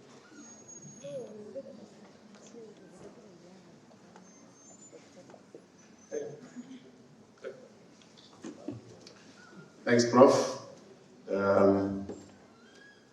As we mechanize primary agriculture, can I take those last two hands? And the one hand that was this side is leaving at the back. Okay. Can I have those two hands raised again? Yes, if I can take those two hands, and that will be the last hands. Thank you.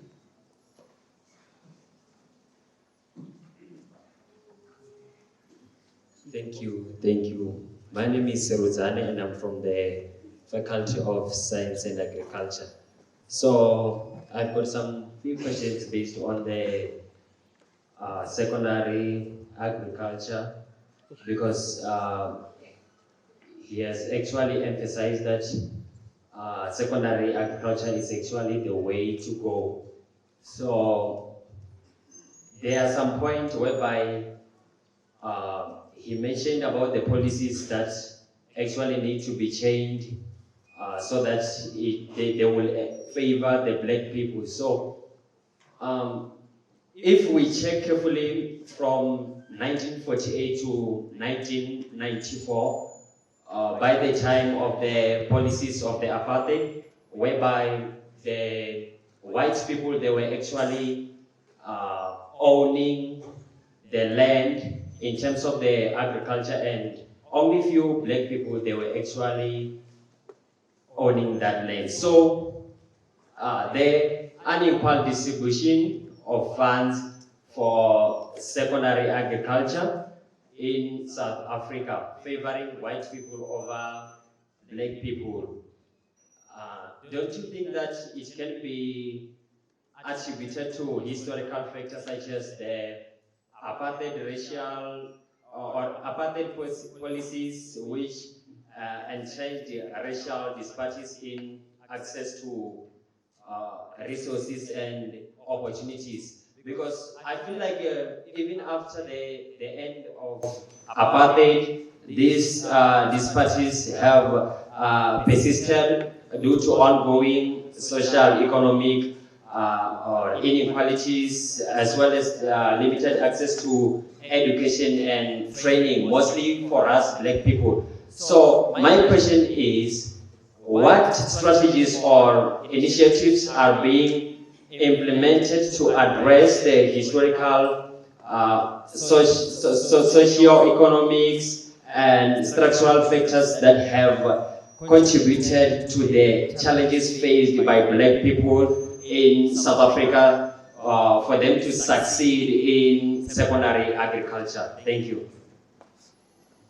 Thank you. The next speakers, please be a bit brief, straight to the point, because I can smell the food from here already. Otherwise, I'll be in trouble with the attendees in the hall.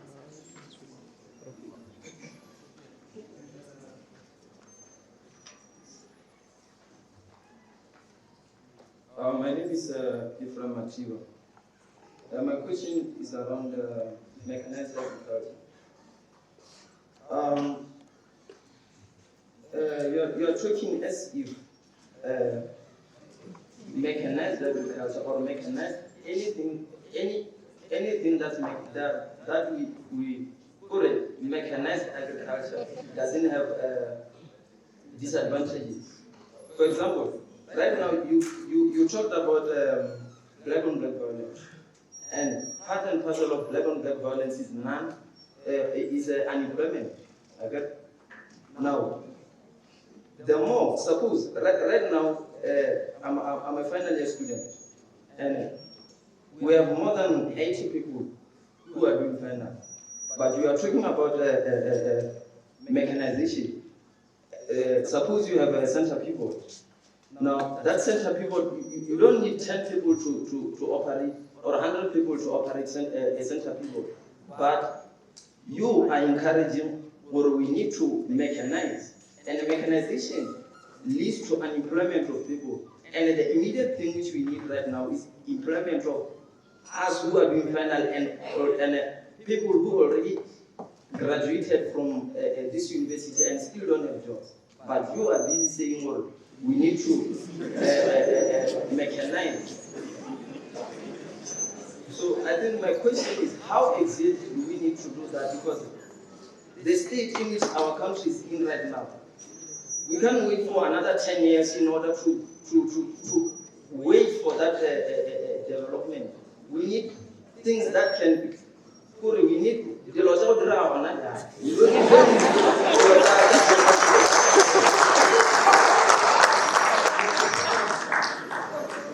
We need or translated. We need things that should happen now and not later. Last question. Revolutionary greetings. My name is Makgoba, and thank you for the opportunity to speak. I'll be short like a miniskirt.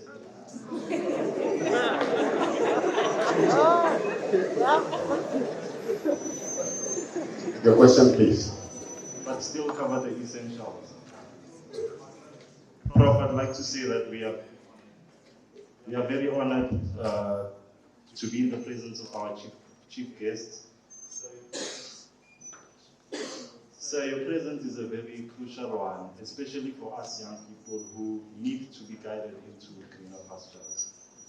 Before my question, I have a follow-up on the very burning questions that you alluded to. Who is the state and where was the plot lost? I believe that the state is a nation considered a political community, which is under one government. In our case, the ANC government and its constituencies with the collective identity is the state. And where was the plot lost? We were sold out in our revolution because we were given political freedom, but we were not given economical freedom. And this feels like it was premeditated for the black nation to fail economically as soon as 15 to 20 years after democracy. BE is an actual predicament, and there's still no equal land distribution amongst the whites and the blacks of South Africa. Now, the issue of land also leads to the black-on-black violence. We are bunched into small pieces of land called townships, and well, with that knowledge, you can do what you want. As someone who's well learned, sir, in the field of agriculture and has some political background, what clear advice would you give young people? What clear advice would you give young people who are in agriculture or politics, who are willing to make positive change in the field of agriculture for the South African natives? Thank you. Thank you very much. And that concludes our section for questions. Prof. Michelle, you may go ahead. Thank you.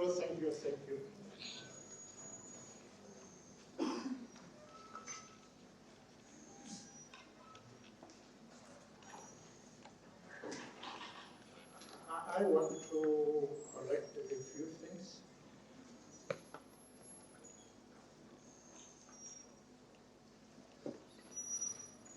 The focus of lecture here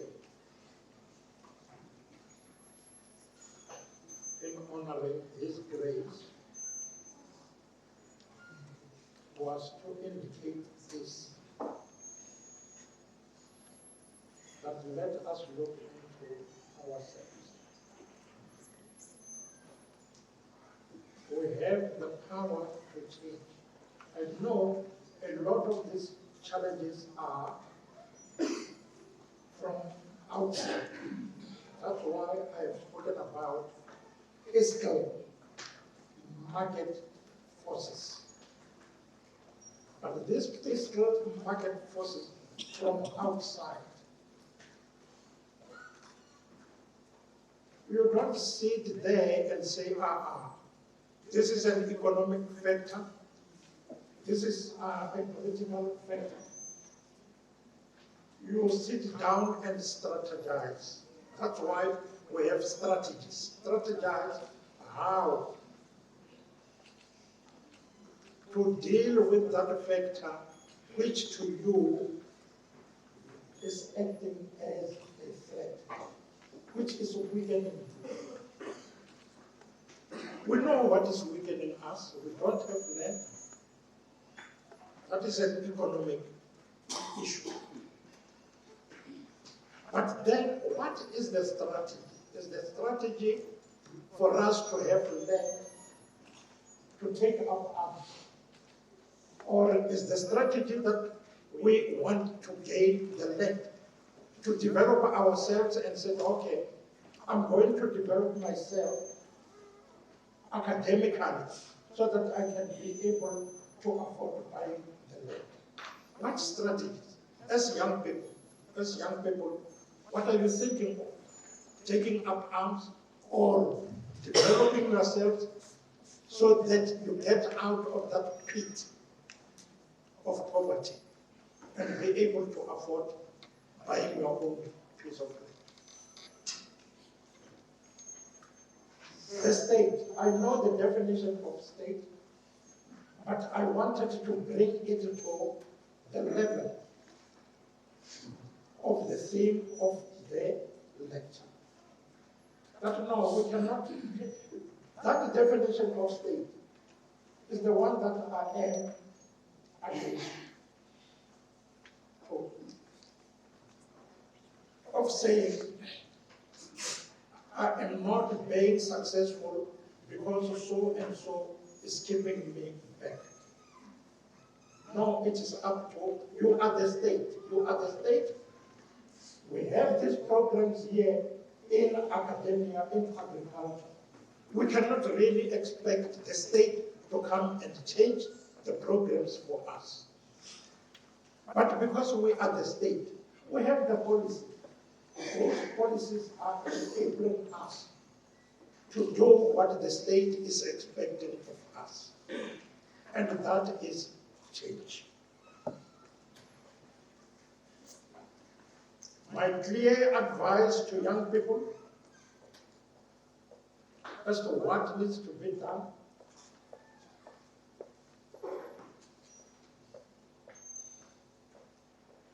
to uplift yourselves out of poverty.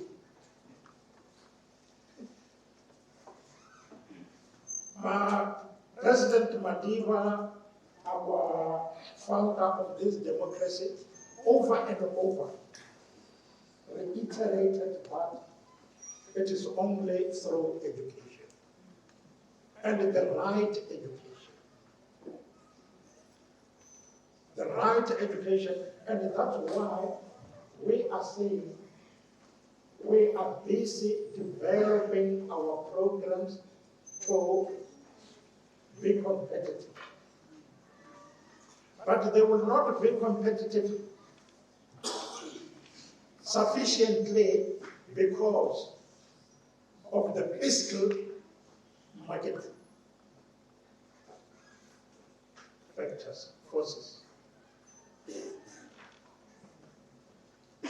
But we are changing. We are changing. We are trying with our police here. We are changing. But our students help us to change. by ensuring that you are really making effort, helping us to help you in terms of developing yourselves, in terms of getting out of poverty. I don't say education will make you rich. I don't say but once you are able to think for yourselves and say, okay, here are produce from primary agriculture. And then what can I do to develop products? Then you are now on your right path towards contributing towards the developmental mandate of this country. And that is what the country is looking for. Thanks.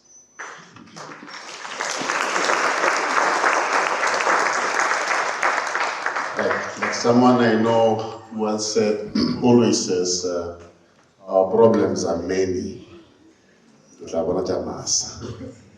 And we hope that with the lessons that we have learned today, we will face the future challenges with confidence. Ladies and gentlemen, let's put our hands together for the hot seat man, Prof. Michelle.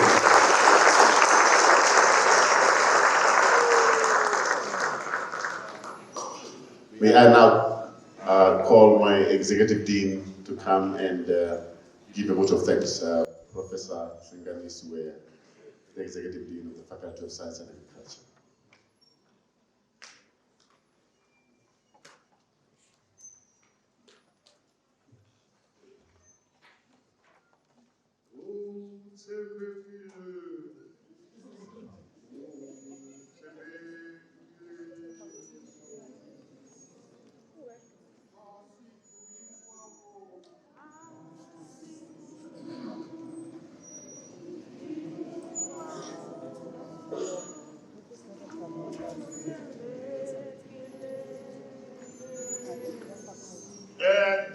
Thanks very much. I see you are singing as if you are at a funeral.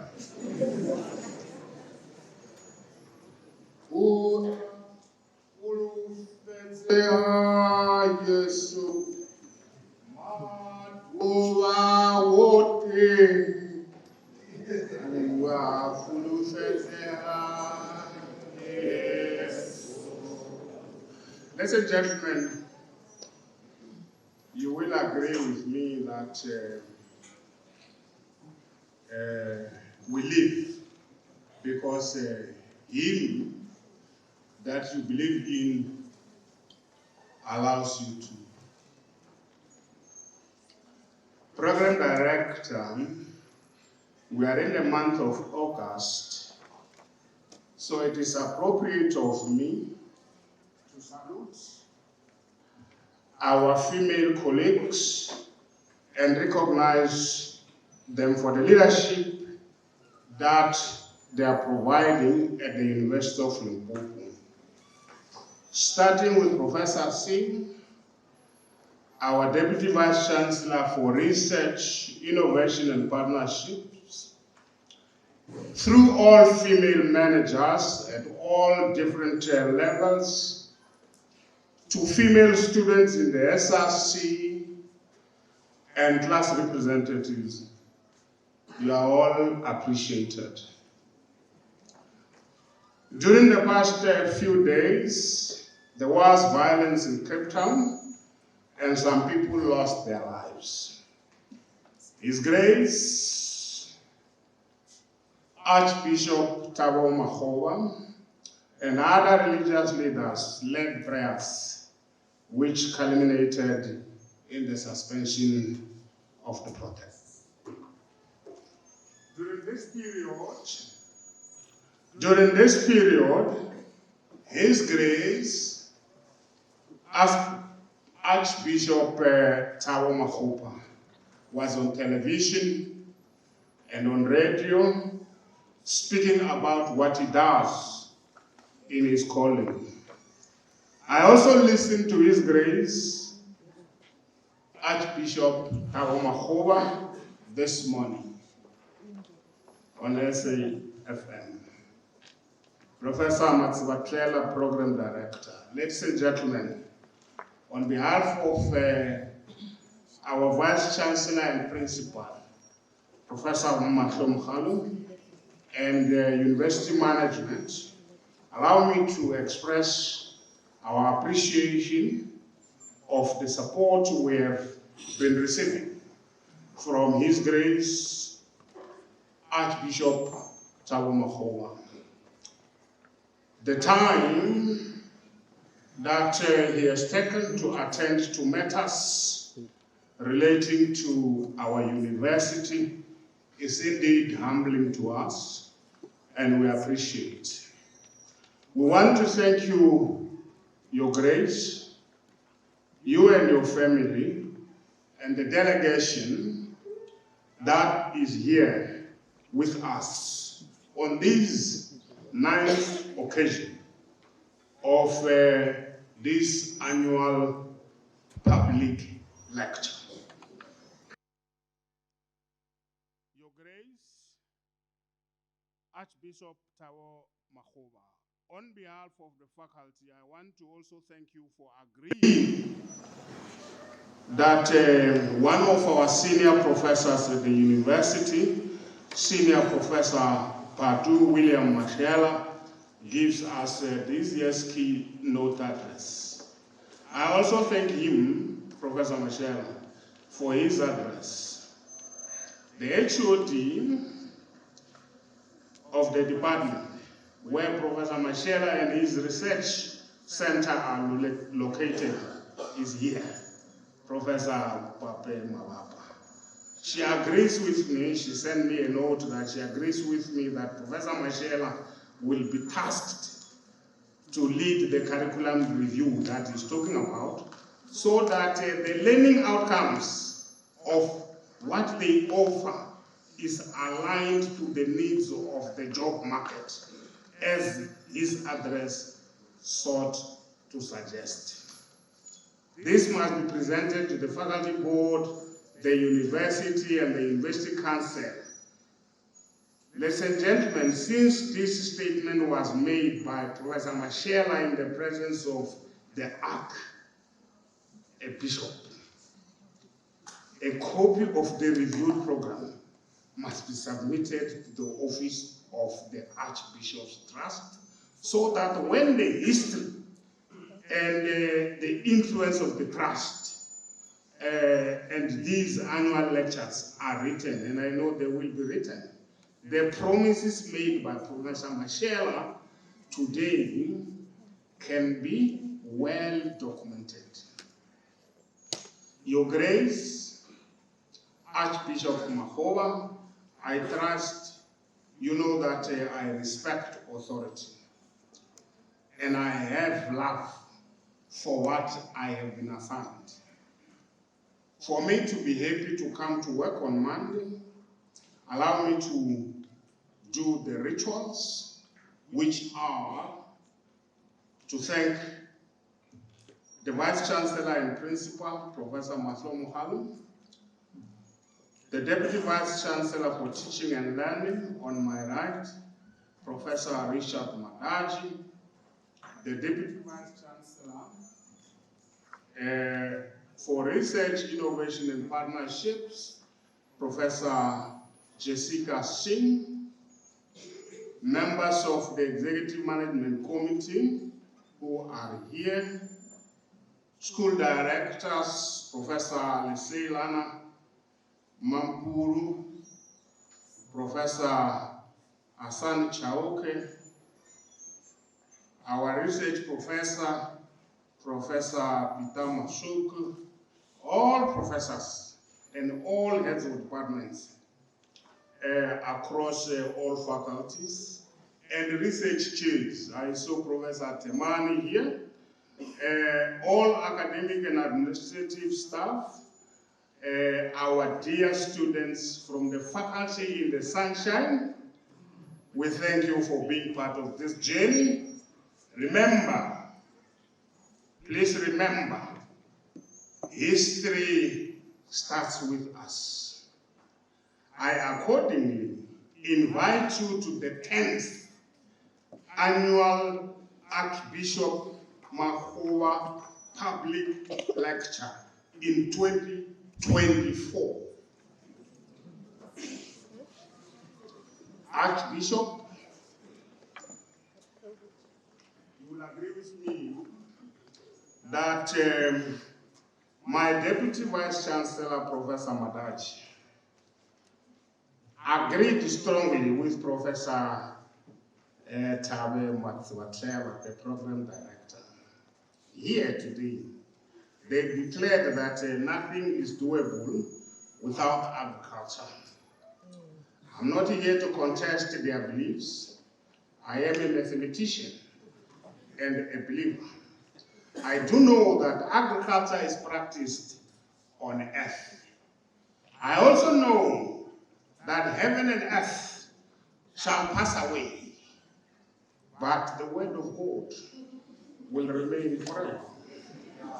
Your Grace, Archbishop Thabo Makgoba, thanks very much for your leadership. We appreciate the present you sent through to our keynote speaker, Professor Mashela. I will now ask the Deputy Vice Chancellor for Teaching and Learning, Professor Richard Madaji, to present the gift from the Archbishop to Professor P.W. Mashela. Please put smiles, your best smiles, as you do the present, and Professor Mashela as he receives for the cameras.